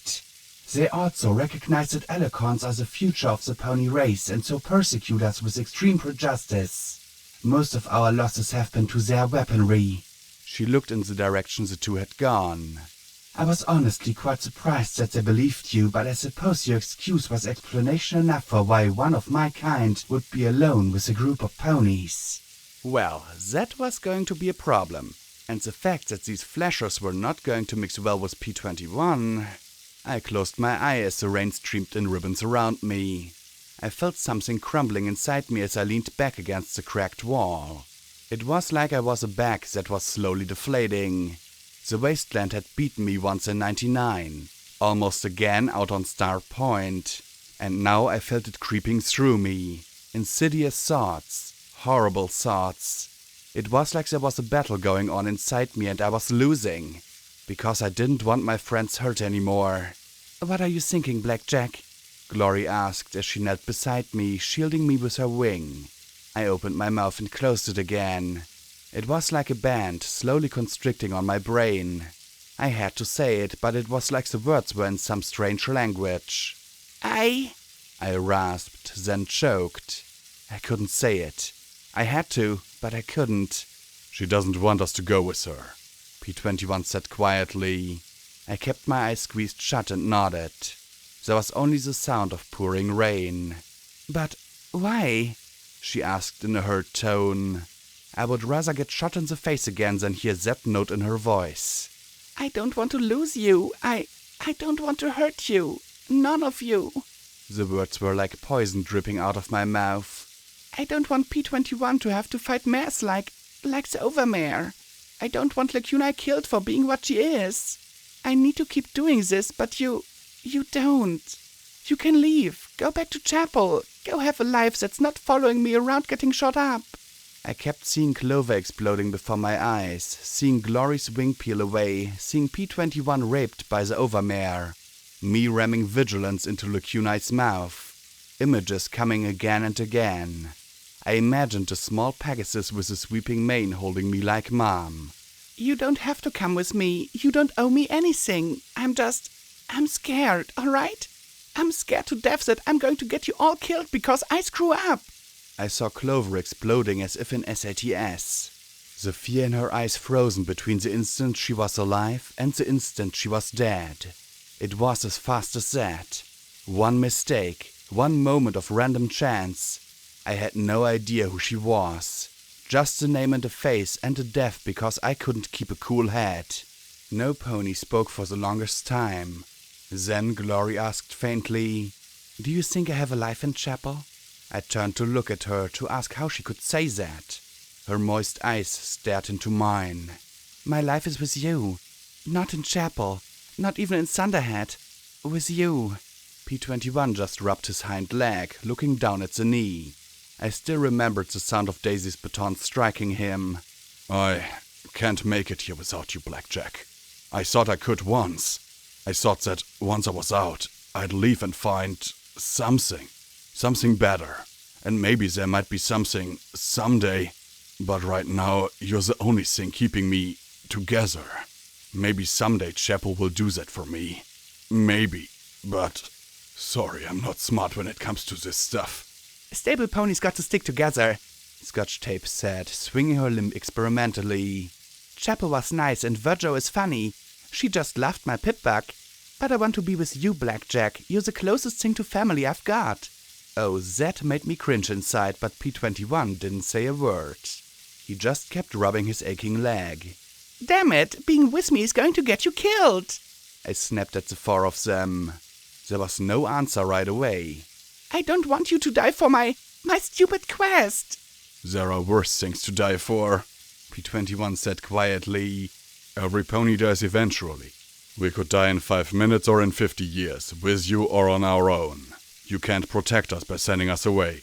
Chapel isn't safer than anywhere else in the hoof, really. Even 99 wasn't safe. Scotch sniffed and bowed her head. The blue bug pressed his lips together and looked away from us. Glory sighed softly. I know that you're scared about losing us, Blackjack. I'm too. But I'm more afraid for you. You want to help every pony so much, and you want to help us too. Let us help you, Blackjack. If something bad happens, it happens. But as long as we can, we'll be with you. I could still see their bodies. Lacunae blown to pieces. P21 hanging from that wire. Glory's wing coming off. Scotch Tape lying so terribly still. Alright, well, let's learn from Fallen Ark. Get a good look at the place and see if we can come up with a real plan that's better than trotting up and saying, Hello, I'm security. Mind letting us through? See, I can be taught.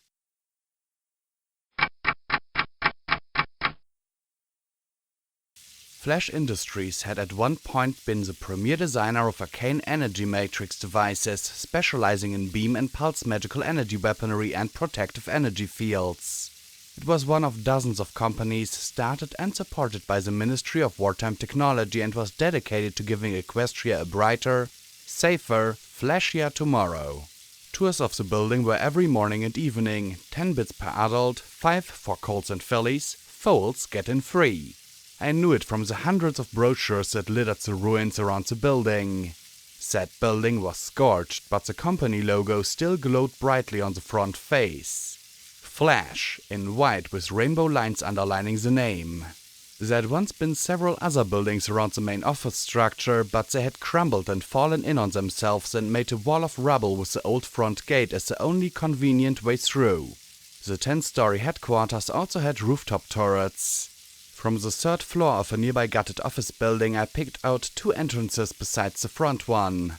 The front entrance had at least a dozen fillies around it, but the second had only 2 and the third was unguarded. Lacuna had taken a bath in some radioactive sludge we'd found in the office building's basement. And what it was doing there I didn't want to know. To regenerate her injuries.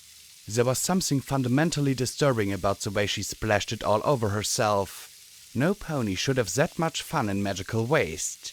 Once she rejoined us, I pointed out the unguarded door, letting her see the location through my scope. Can you teleport us all to that little side door? The distance is considerable, but I think so. They will be upon us quickly, however. There wasn't any cover around the door at all, and we'd be trapped. Fortunately, I'd caught up with 2 ponies who'd be overjoyed to play tag at the front gate. We went back down to the main floor, and Lacuna trotted off to soak up a little more radiation while I explained the plan to fruit salad and radishes. That's not much of a plan, but if you're sure she can get you inside, well, we'd be happy to get them nice and riled up out front. How are you 5 planning on getting out? Let me worry about that. Because, oh, how I was worrying about that. Just keep them busy at the gate for as long as you can. The pair nodded, and then fruit salad stepped closer. Your friend, she really is an alicorn, isn't she? She asked in a low voice. I pressed my lips together for a moment. She's my friend. That's all I needed to and would say on the subject. Fruit salad shook her head. Honey and Huffington, good luck. I hope you get turnabout of there. Radishes wants our brother back bad. Oh, saving her brother. Knowing how my day was going, I'd be lucky if I didn't shoot him myself. Way to keep up the positive thinking, Blackjack. We all gathered together on the 3rd floor, scotch tapes and my pip-bugs clicking ominously from the radiation coming off Lacunae. I watched the gate through the scope. Glory was off to the side with Lacunae, asking her some questions about her regeneration. Scotch was just acting nervous as she chewed on the end of her blue mane. It was my fault, P21 said in a voice hushed with regret, and I slowly turned to look at him. In Fallen Arch, I saw the colors were synchronized, and I froze. I once read a method for breaking the synchronization, but just then, with all of them staring at me, I just couldn't think of it. He looked at me with his severe blue eyes. They were so desperate to be free, just like me. I tried to save one, just one. She was even younger than Scotch Tape, and she moved. I jerked the collar and... He sighed as he looked at his regenerated hooves. I just looked at him. He was blaming himself for Fallen Arch? Of course he was. Because he was just like me. Smarter, way too serious, but just like me. It wasn't, I replied. Collar put a collar on himself. He yanked it before I could stop him. I offered him every cap on me. Spite was more important than survival. Only in Huffington, I supposed. P21 didn't say anything, but he gave my hip a little nudge with his. I smiled a little. Then I learned how Steel Rangers played tag. Brown Betty let out a surprisingly soft crump noise before the howitzer shell blew out a chunk of asphalt and sent the flashers running for cover. Fruit Salad's missile blasted at their cover and set machine gun grenade launcher. Seriously, how was any pony supposed to survive that thing? Opened up with a line of explosive death. It didn't take long for the Flash Fillies to start returning fire with their beam weapons. Then they started yelling for reinforcements. That was our cue. I nodded once to Lacunae and there was an electric flash that blurred out the world. The distance was only 1,000 feet or so, but apparently that was more than enough for Lacunae. The alicorn slumped. All of us had arcane soot residue on our noses and manes, and I had spots dancing in my vision. I checked the door. Locked. I nodded for P21 to get to work as we crouched down as much as we could. If this turned nasty, I'd just killed my friends. No, a little blue rainbow-maned Pegasus reminded me firmly that my friends chose to stand by me. and that even if this wasn't a great plan, we were still awesome for trying it. I took a slow breath, feeling that at any second a filly would look back and spot us. Any second. Okay, maybe Brown Betty was hard to ignore, but 20-2 wasn't good odds. The Rangers were already falling back. The lock clicked. I pulled the door open with my magic and my friends darted inside. I hopped in last and we pulled the door shut. The narrow hall was strewn with junk, but nothing recent. Finally, we'd gotten lucky. It looked like no pony used this section of the building. It'd been picked through at least once, but despite everything, we found up some junk that might be useful as we moved through the choked offices. Then Scotch Tape nudged the terminal and there was a crackle as the monitor flickered to life. A mare's voice started speaking. Don't like it, Diamond. Using magic like this to kill our enemies just seems wrong. It's not a spell, it's a killing machine. My ears perked. I knew that voice. So you're saying that we should limit our troops to guns while the zebras are free to employ whatever talismans they wish? A mare said in brusque tones. I thought that your ministry was all for arcane sciences. That's what you're for, right? That's what you're supposed to do. So why are you here, now, tying my hoofs? Magical weaponry is the next evolution in warfare. I don't want the next evolution in warfare. I want the fighting to stop. Twilight protested. Darn tootin', I don't much care for this business plan of yours all. Fun, fast, and flashy ways to kill some pony ain't my idea for good song. Applejack agreed. Funny, because that is what our enemy is doing right now. Diamond said irritably. We only have so many unicorns capable of combat spells. They are few and far between, and are always targeted with extreme prejudice in battle. By making weapons such as this, we can give some of that power to Earth ponies and Pegasus ponies. It could turn the tide and finish this war. I really hate to admit it, but it'd be a lot easier to fight if we didn't have to worry about lugging around boxes of ammo up there. Rainbow Dash said. Not that we can't do it, but... Twilight's voice frayed in frustration. But why can't we use something else? A non-lethal spell? I agree. Fluttershy chimed in. I vote for the non-lethal. Oh, so you ministry mass are going to use Luna's mandate to research a let's all hack spell? Great. Diamond muttered. The zebras are getting more creative with their weapons. This year they used the Pink Cloud and Little Horn. Tomorrow, who knows? We need to return the balance of power to our favor. These weapons can do that. Making a device that casts an incineration spell as a beam at the enemy is just wrong. And these other spells you're trying to incorporate, lightning, disintegration, some pony needs to draw a line. Otherwise, we'll be the one committing the next Little Horn massacre. Twilight Sparkle said firmly. Twilight, Rasped the rusty voice that made my mane stand on end. you know what you agreed to do. I know, it's just... Twilight trailed off. I don't like it much either, Sugar Coop, but you have a point. If zebras are using poison like a Little Horn, well, compared to that, I guess this isn't so bad. I know, but I thought I'd be researching new spells for the princess and not helping ponies make things to kill. Diamond snorted and said derisively. You'll merely provide some medical expertise, and no pony's asking you to put your hoof in personally. For instance, we're trying to find a gem that's better than diamond for the spell matrix. Diamonds are useful but horribly expensive. You'd want something like a ruby or red sapphire, preferably a well-tuned fire... Twilight started to say in a perfunctory tone, then cut herself off. Oh. See? Goldenblood said in his raspy, hacking voice. That's not so hard after all. So, will you support Flash Industries, Applejack? Diamond asked. There was a low grunt. I don't like it, but alright. Diamond's sharp tone relaxed a bit. Well, I'm glad that's over with. Don't worry, Twilight. I'm sure that, with your ministry's assistance, Flash Industry will be able to explore non-lethal options. There were sounds of hoofs trotting away. So many things to do. I heard her mutter before she trailed off completely. Well, that mare's as sweet as a case of rotten apples. Applejack muttered. Hey, Golda, why ain't Pinko Rarity hereabouts? I'm sorry, but they had other business to attend to. Rarity's meeting with media outlets and Pinkie Pie's been a bit erratic in her organization. The rusty voice broke into deep, wet coughs. It made me wince to hear. Goldenblood, Fluttershy gasped. you're burning up. Oh, didn't you tell me you were feeling feverish? We need to get you in bed and recover. Goldenblood drew a slow, wet, rattling breath. Your ministries take priority, Fluttershy. There's so much to do and only I can do it. I'll be fine. Just get me to my hoofs. There was a pause and then a thud followed by deep, tearing coughs. Is that blood? Rainbow Dash asked hesitantly.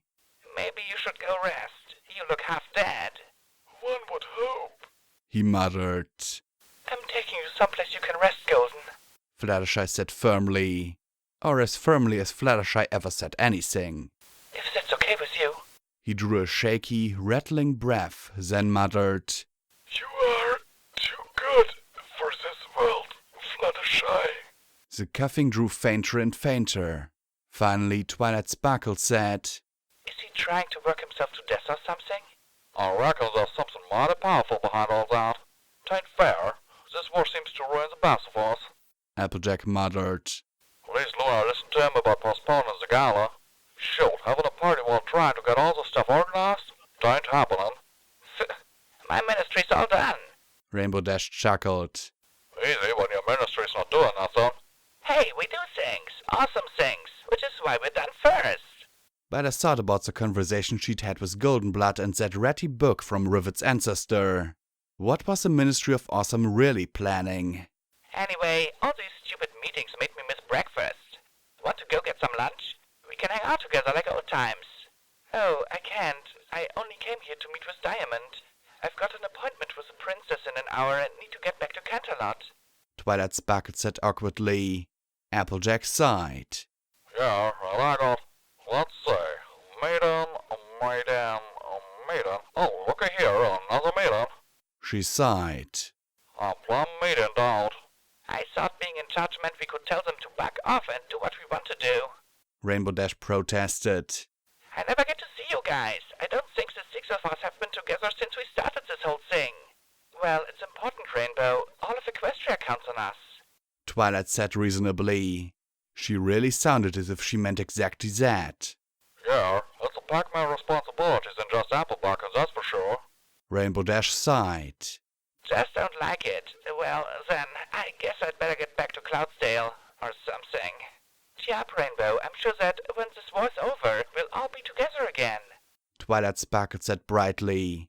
You'll see. The terminal crackled again, the screen now flashing an error message. No matter how P21 fiddled with it, the terminal refused to work. So Twilight hadn't been eager to adapt magic into magical weaponry. Had it been Goldenblood nudging her along, or had the flow of urgency just swept her into it? I didn't know, but I felt better about her reluctance. I know ponies whose fuck-ups killed millions. I wondered if Spike might have referred to Twilight just a little. I saw both points, and honestly I probably would have been like Applejack. If the zebras were doing it too, but they'd be doing it because we'd been doing it. No wonder no pony stopped till everything blew up. What would have happened if everything hadn't blown up? Would we have had Cyber Elecon dragon hybrids fighting alongside sentient megaspells against giant zebra-shaped robots? We picked our way through the trashed offices. There were a few other terminals with snippets of information. Apparently there were shipments being misplaced. Spark batteries and spark generators for Stable 90 and 92 were missing. Heads were going to roll.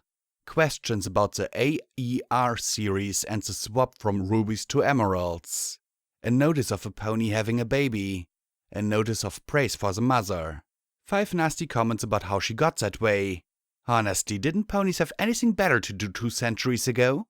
As we picked our way through, red roaches scurried forward for a meal. My sword slipped out and smoothly dispatched them as silently as possible. There were a lot of red bars on my EFS. I did not want to fight them all. I needed some information. If I couldn't find out where Turnip or the mainframe were located, we probably wouldn't make it out of here. Then I smelled a sharp, sweet stench. It looked like we were getting close to the filly's bathroom. Idea! It only took 20 minutes for one of the flashers to get the call, and she trotted through the door in her white gangbarding and rainbow-dyed mane. A tribute to Dash or just a coincidence? She walked over to the ditch, cut into the cracked tiles and concrete as some mares called out, Hurry up, Sparkles, you're gonna miss all the fun. The blue earth pony mare flashed. Shut up, I'll be there as soon as I'm done shitting. She bellowed back, then she clenched her eyes and got to work. Clearly, some pony needed more fiber in her diet. She was so focused on the task at hoof that she didn't notice a glowing sword, horn, or eye till she finished. Holy shit! She muttered as the color drained from her face. Well, except for the strange red and green paint she had smeared on her hide. Nope, I replied, keeping the saber to her neck. Now, I don't want to kill you. If you're smart and quiet, I won't. Deal? You're that psycho that beat up Fluttershy. Sparkler scowled at me. No, that was a different psycho. I'm the psycho holding a sword to your throat. Honestly, did all slavers and gangers get their sense of survival taken away as soon as they signed up? So, are you going to play along, Sparkler, or do I wait till another filly needs to go potty? Me knowing her name seemed to take a lot of the attitude out of her. Even better, from the looks that spread across her face a moment later, she'd finally clued to the fact that the sword was quite sharp and I did not look like Miss Happy Pony. She came quietly along back into the offices and we had a little chat. Occasionally she lapsed into threats about how the flesh fillies were going to dust me, but a little tap with the sword against her neck snapped her out of that. Turnip was being held in the CEO's office, which was locked. Diamond, the gang leader, had the key. Duh! The mainframe was in the R&D lab. I was a cunt who was going to get my mare bits turned into a holster for her beam rifle. Okay, so not all the information was as useful as I might have hoped. And now that the other questions were done, we were left with the one of what to do with Sparkler. Clearly, she was of the opinion that now we were going to slit her throat. We certainly took all of her stuff, but then what? Wonder Glue is aptly named. With all 4 hoofs glued to the floor and a rope gagging her, we left Sparkler where she'd eventually be discovered. Hopefully after we were gone. Sooner or later she'd chew through that rope. We trotted onto the 2nd floor of a large lobby overlooking a floor covered in crates and containers. Magical projections showed the company logo in the empty space. There were mattresses all over the balcony and spent beam cartridges were littered all over the place. To our right I could see the battered doors of an elevator. Down below I heard voices raised. I don't care. We can't move it until those strangers are taken care of. If you want to speed things up, then fly out there and help. The irate mare was an albino unicorn who had streaked rainbow paint over her body and mane. She wore barding that was half armor and half something from that shop we'd rested in earlier. To be honest, I barely paid the slightest attention to her. All of it was on the back and power armor she was speaking to. Operative Lighthoofs. The Enclave is not yet prepared to engage in open hostilities with the Rangers, Diamond. Our arrangement was with you, and you have yet to fulfill your end of the agreement. The Pegasus replied calmly and reasonably. He had 2 power-armored Pegasus troopers with him, and Diamond had half a dozen fillies around her. We need those systems. I don't care what you need. I care about what I need. I'm the Diamond Flash of the Filly Flashers. My needs are more important. We need your verti thingy to haul some more weapons to Big Daddy, she said as she swung her hoof imperiously. Now stop wasting my time with stupid questions or you'll never get those talismans. Talismans? What kind of talismans? What did Lighthoofs want with talismans? And why wasn't I putting a bullet through his head right now? Because it would get us all killed, Blackjack. And you're not an assassin. Damn, 2 good reasons. Slowly we moved back along the balcony towards the elevator. Most of the gems in the control panel were dark, but those for the lobby, the 2nd floor and the top floor were lit. No matter how much I pushed the bottom for the top floor though, the car wasn't moving. Damn! I scowled at the keyhole next to the button. It was so tiny that I doubted a bobby pin would fit. Why was nothing ever easy? We needed the key. Diamond had the key on her barding. Diamond was also surrounded by her gang, Lighthoofs and 2 power-armored Pegasi. One of us would have to go down there and get it. Any ideas? Just one, but it wasn't going to be pretty. I hate this. I hate you. I hate every pony. P21 protested as Glory tucked the filly's uniform further down over his flank. Lacuna was working some magic to help straighten his mane while I worked Glory's mane brush through it. Scotch smeared some of the Flasher's paint on him in an approximation of Sparkler, who stood frozen nearby, watching with shocked amazement. "You're the only pony who can do this," I reminded him. "My leg braces are too conspicuous. He'd recognize Glory, Lacuna is too big, and Scotch has a pit bug. You're the same color and almost the same size." His anger was just barely covering his fear and discomfort at the four of us dressing him up.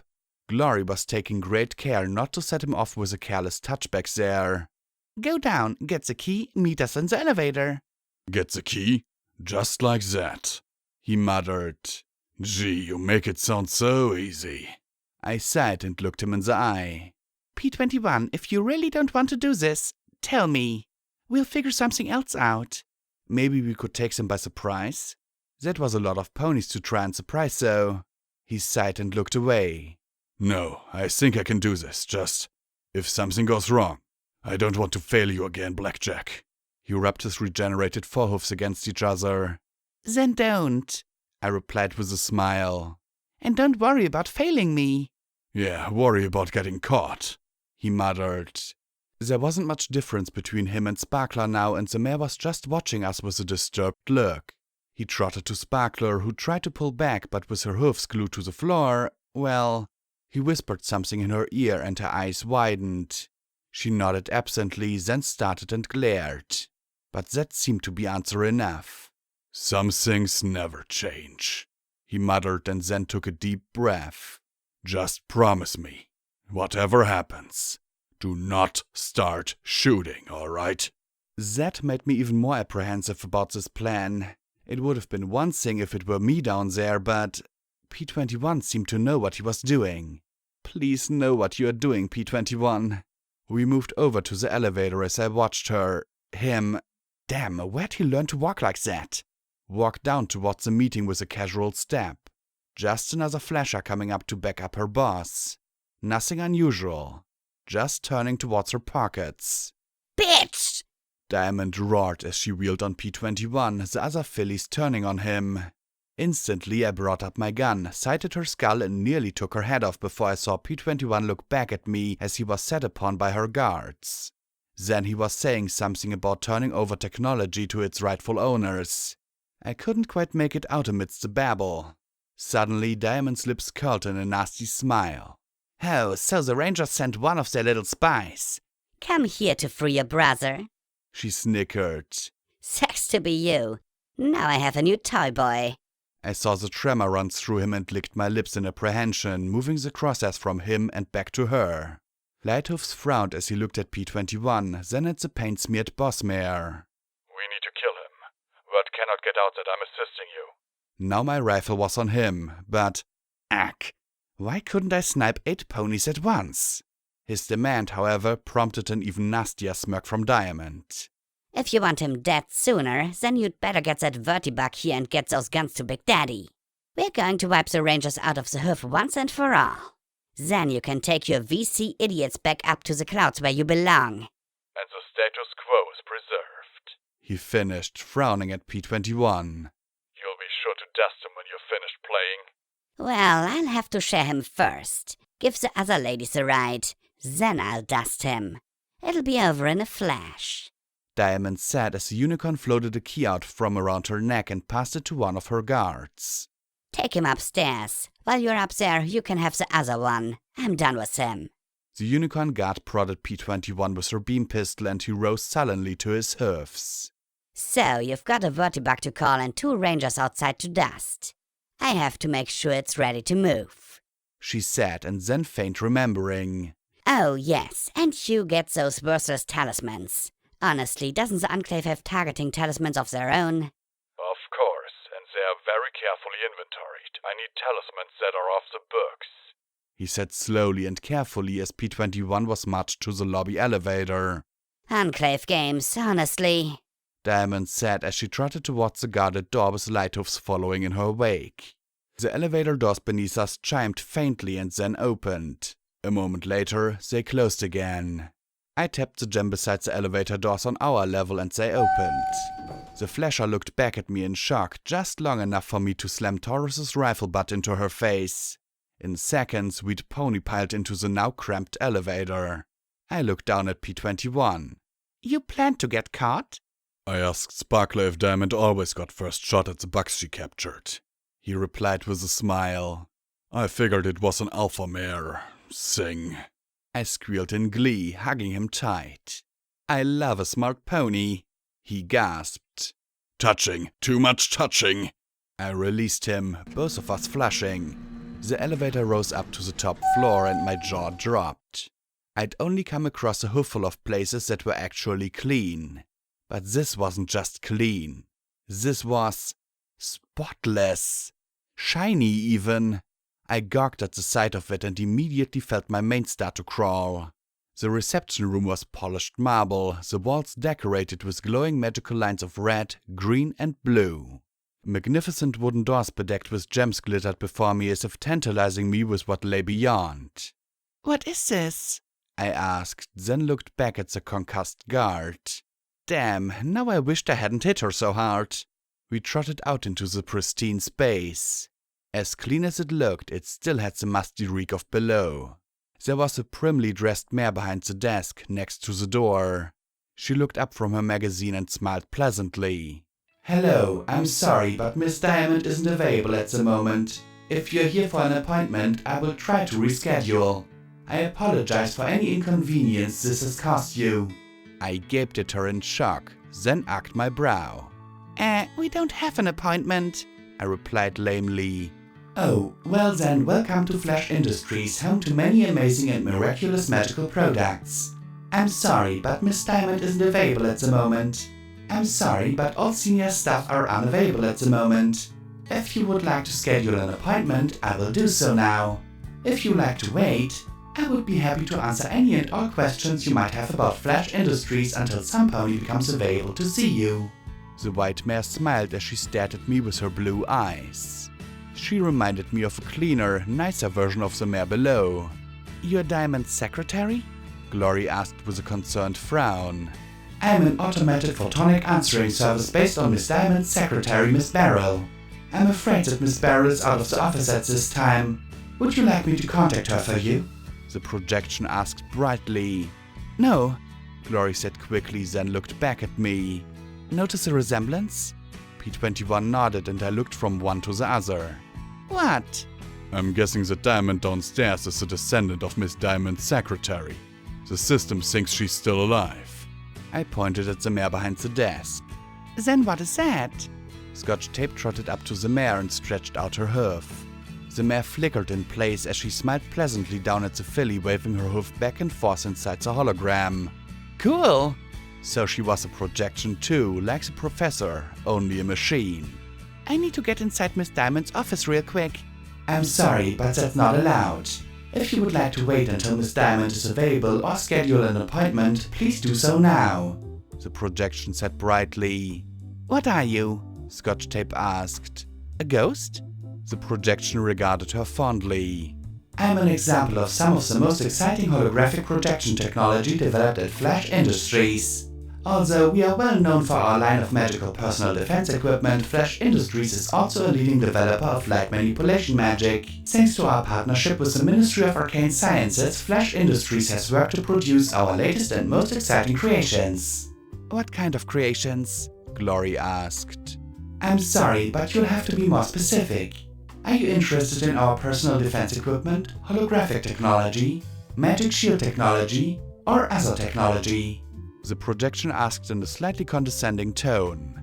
I was about to ask about Project Steel Pony when Glory said, Personal defense technology? Do you mean weapons? The projection frowned.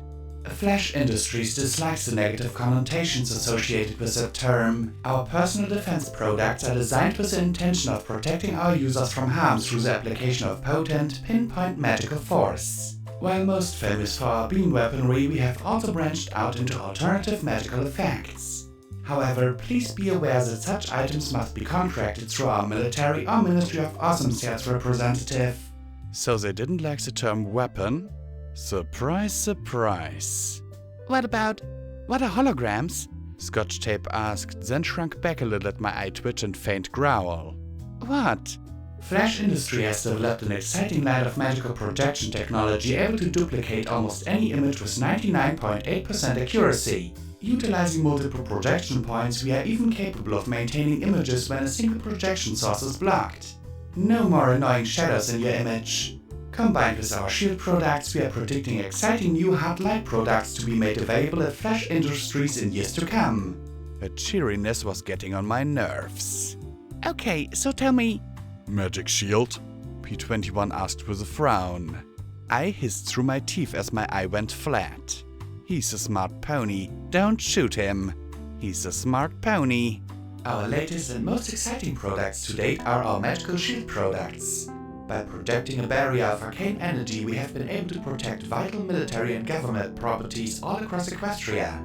While not available for private purchase at this time due to security concerns, we predict that within 20 years all ponies will enjoy complete personal protection through our magical shield products. Here at Flash Industries, we are proud to provide some of the strongest and most comprehensive shielding technology in Huffington or abroad.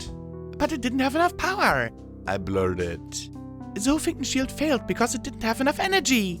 I looked out the window and looked at a perfectly intact city. It was even sunny. The core rose like a cluster of smoky quartz. It even glistened. But there was something off about the image. I stretched out a hoof and the entire window shimmered where my hoof penetrated. I felt grimy glass beneath it. I'm sorry, but to discuss specific technical inquiries, I'll have to refer you to our engineering department. Would you like to make an appointment? I sighed, about to ask about Steel Pony when I stopped and looked at Lacunai. Well? What? The Elecon blinked in confusion. Aren't you going to ask about other technologies? I asked. Flash Industries isn't only involved in products involving light. I covered my face and screamed into my hoofs as the projection went on. We have numerous other projects all across Equestria, such as our partnership with Hippocampus Energy at the New Hope Solar Array, various energy distribution services with Huffington reconstruction efforts, and work with the Huffington Planetarium and Black Pony Mountain Observatory. We also... Shut up! I'm here for Project Steel Pony! I snapped. The projection froze. Uh-oh. Then she frowned. The mayor's voice changed to that of a deep buck's. I'm sorry. Please remain where you are until appropriate security personnel arrives. Proper authorities have been alerted. If you attempt to leave, then lethal countermeasures will be employed. We apologize for this inconvenience. And that was when the alarms began to sound throughout the entire building. Why did I have a distinct certainty that it wouldn't take long for diamonded light hoofs to come up here and check? The walls around us began to shimmer and coalesced into two glowing white alicorns. Beads of blue glowed at the tips of their horns as they approached. I hoped the goddess would be flattered as I raised the shotgun and blasted a round of buckshot at the ghostly apparition. The lead pellets passed right through it without effect. Glory's beam rifle did, if anything, even less. Magical arrows penetrated without a ripple. Then a blue light washed over us and I yawned? Indeed, the lethargy was spreading through me with alarming swiftness. Even Lacunai seemed tired and she didn't have to sleep. Non-lethal weaponry, I remembered. It seemed like Diamond had been true to her word to Twilight. My eyes watered as I struggled to keep awake, peering up at the blue light at the end of the Alicorn's horn. There was a tiny sapphire talisman floating at the tip. I slipped into SATS before my eyes closed completely, queued up 2 attacks and hoped for the best. My first shot ignored the giant glowing target and struck the blue gemstone squarely. It shattered with a tiny pop of blue smoke. The other fractured and I had to blast 3 more times before a lucky pellet smashed the gem. The Alicorns winked out. Don't worry about the Alicorn, target the gems, I said as I reappeared, this time with red gemstones. Beams of burning energy swept across the reception room and all of us, save Lacunai, dove for cover. Glory yelped as a line of char was drawn from her scarred flank down to her hoof. I swore, aiming for the fire rubies. However, a small shield appeared around each, and my pellets were harmlessly deflected. The crimson beams dug into Lacunai's raised shield, drilling through it at the Alicorn and Scotch tape. Suddenly, her eyes flashed. Pitiful phantasms, you dare to challenge a true goddess? She declared. She reared and in a booming, resonating voice. Be gone! From her horn erupted a stream of magical arrows that swept out to home in on the brilliant fire rubies. They not only shattered the two above the alicorns, but sought out every gemstone emitting a hologram. When the storm passed, the reception room returned to the same rotted state as the building below. 2 or 3 patches of light flickered dynamically, and the once formidable doors were revealed to be an empty door frame. Okay, color me impressed. Lacuna looked at me and declared imperiously, The gods shall not be mocked. I'm not mocking you. I looked at P21. Are you? He shook his head vigorously. You? Glory's jaw just hung loosely open. I grinned sheepishly. See? No mocking here. She huffed softly, looking slightly mollified as she ruffled her feathers.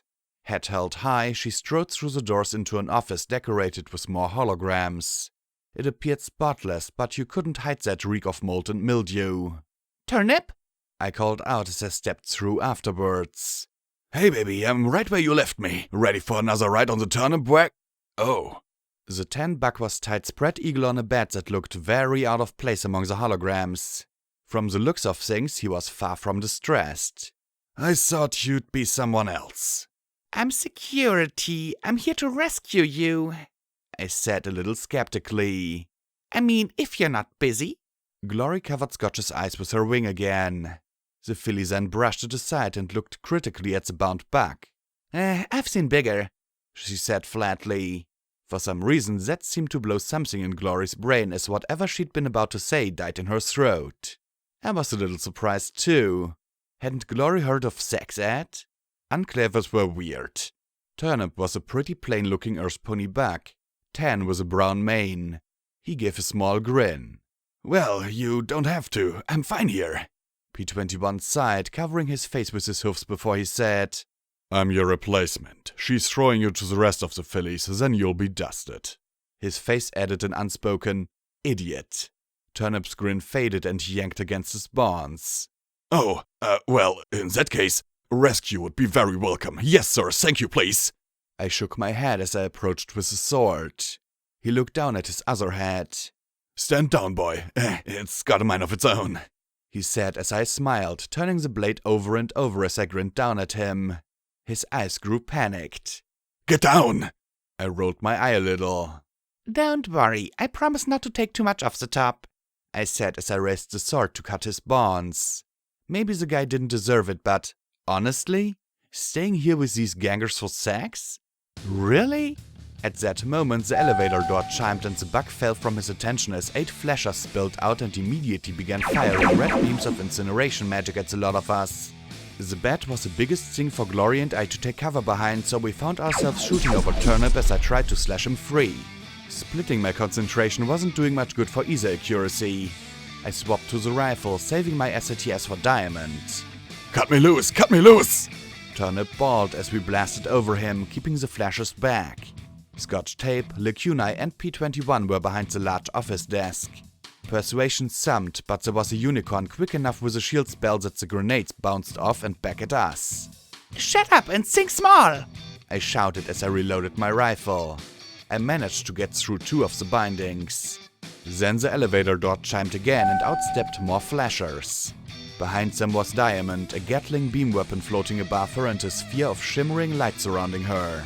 That's enough. Time to dust all these freaks. I jumped into SATS and aimed 4 rounds right at her head. And saw a 0% chance of hitting the extremity. I saved the charge and eyeballed the shot. The bullets just flicked right off her shield. Shit, I hated being right sometimes. Diamond set herself and the glowing Gatling beam weapon began to strafe over the entire office in a rain of red blasts. My barding sizzled and Glory barely ducked as the beams walked from one end of the office to the other. Some miracle reached out and shielded Turnip's bits from being vaporized. You're dusted, all of you! Okay, now I could use some goddess badassery, but it was all she could do to keep her shield up protecting Scotch Tape and P21. Suddenly she winked away, taking both of them with her. Something sunk to the ground, rolling out from behind the desk. Diamond paused and suddenly shrieked. Who stole my kills? That was a partial relief, but it also meant that 3 of us were suddenly about to be dusted. Then the holographic office flickered and died, revealing the scummy and decayed surroundings I was so familiar with. The gemstones set in the walls near the ceiling flickered and filled the room with a strange corona of light. What are you doing? Diamond asked as she backed towards the door. Suddenly, a crimson beam flashed out from one gem and swept across the ponies in the doorway, each exploding in a cloud of glowing ash. 2 beams. 4. 10. The entire room was filled with flashing and flickering light. Scarlet lances darted back and forth, catching each flasher in red lines of death. 2, 3, sometimes 4 beams converged and transformed the fillies into crackling piles. The beams were so intense that they melted criss-crossing lines in the floors and walls. What did you do? Diamond screamed as she turned to bolt for the elevator. Every line of burning death caught her shield. The collar around her neck crackled and the diamond gem popped. An instant later, she was transformed into a glowing pony-shaped collection of dust that collapsed silently in a heap. The beams flickered and then a pony appeared. A very familiar pony. Golden Blood. Well done, Blackjack. I'm so glad that I could meet you face to face, he said calmly, the illusion flickering before me. I've been trying to make direct contact with you and EC-1101 for the longest time. So glad I could help you now. The golden eyes, the scarred white hide, the sincere smile. You're Golden Blood, I murmured softly. I was having difficulty standing, even breathing. You... What was I supposed to be feeling right now? Here was the pony behind everything. The ministries, the projects. So many old secrets and lies that were fucking with my very immediate life. If not for him, 99 wouldn't have been exposed to the radar disease. If not for him, Luna might not have formed the ministries. Here was a motherfucker I could blame for everything. He looked a touch annoyed at my speechlessness. You're a bit overwhelmed. I'm just glad I was able to help. Now... He took a deep breath. About EC-1101. He was after the program? I slowly approached the projection. So perfect in image. Showing up like this now? So blunt and to the point?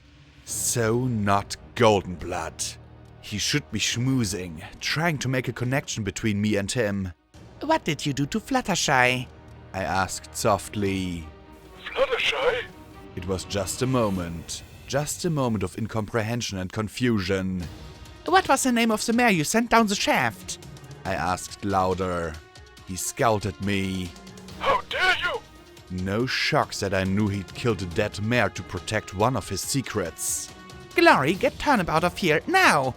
I tossed my sword on the bed. The hologram was already starting to distort. Golden seemed to be coming apart in little spirals. I don't know who this is, but it's not Golden Blood.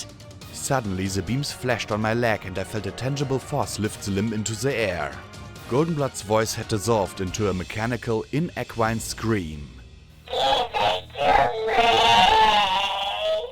The last word rose higher and higher as I was lifted up.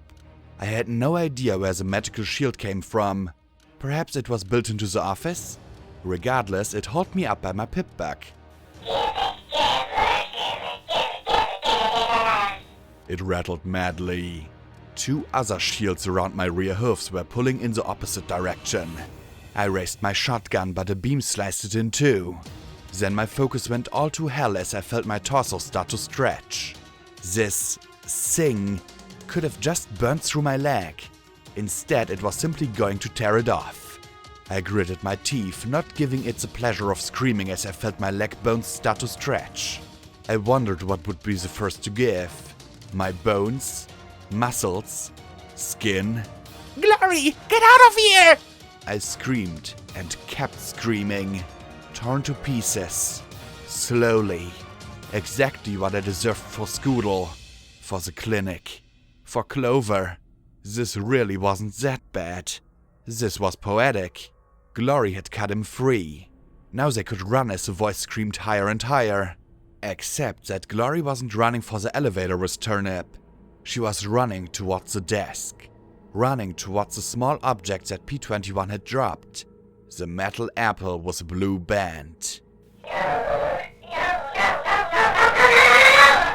It screeched and filled the room with a barrage of red. The floor began to sag beneath me from the myriad of blasts. I could do nothing. Nothing but scream. Nothing but watch as that force grew more and more. I felt something in my shoulder give. Tears ran down my face, certain that at any moment that she would transform into so much dust. But Glory was a Pegasus. She might not have been a soldier, but in that moment she was faster and more graceful than I ever could have imagined. Even as the floor started to give, she moved without a single misstep. I don't think I'd ever seen her more beautiful. Leaping the last yard, she slid into the grenade and bit the stem. She pulled the stem free and threw the orb into the center of the room. Beams moved to cut me to pieces, burn her to ash and blast the grenade to scrap. A blue band flashed.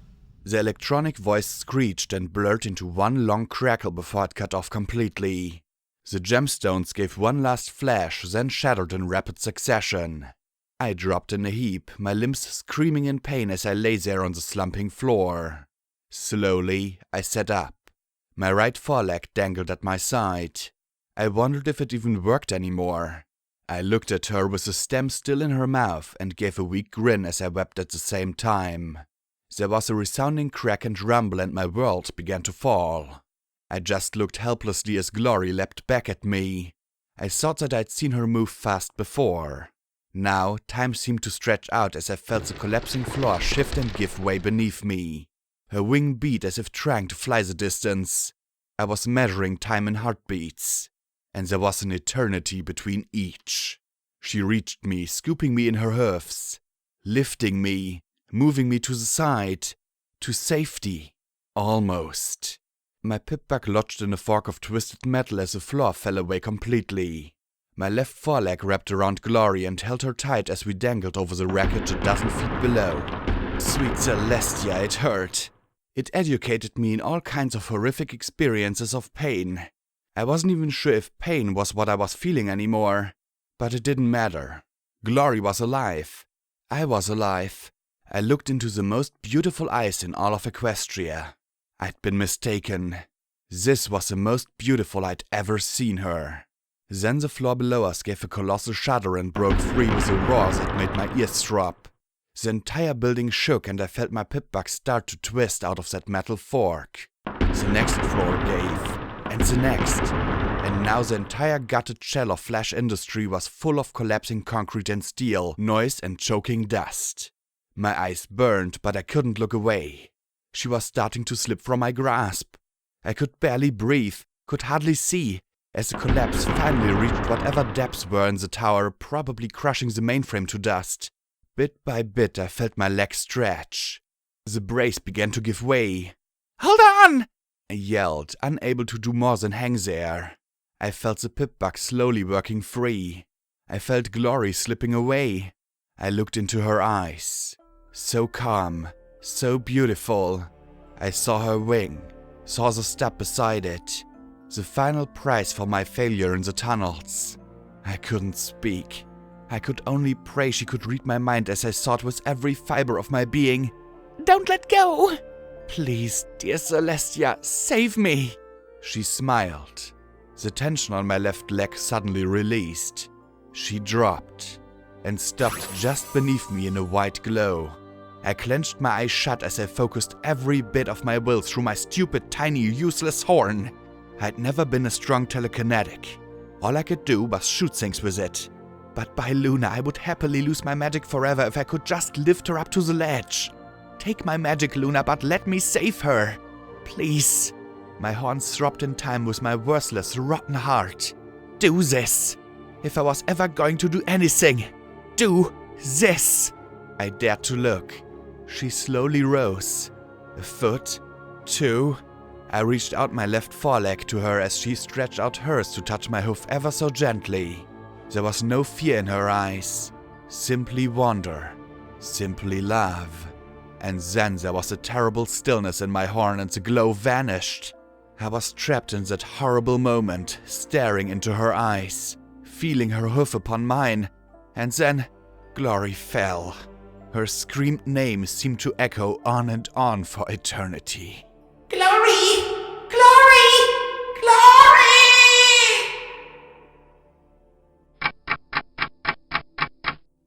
Footnote 75% to level.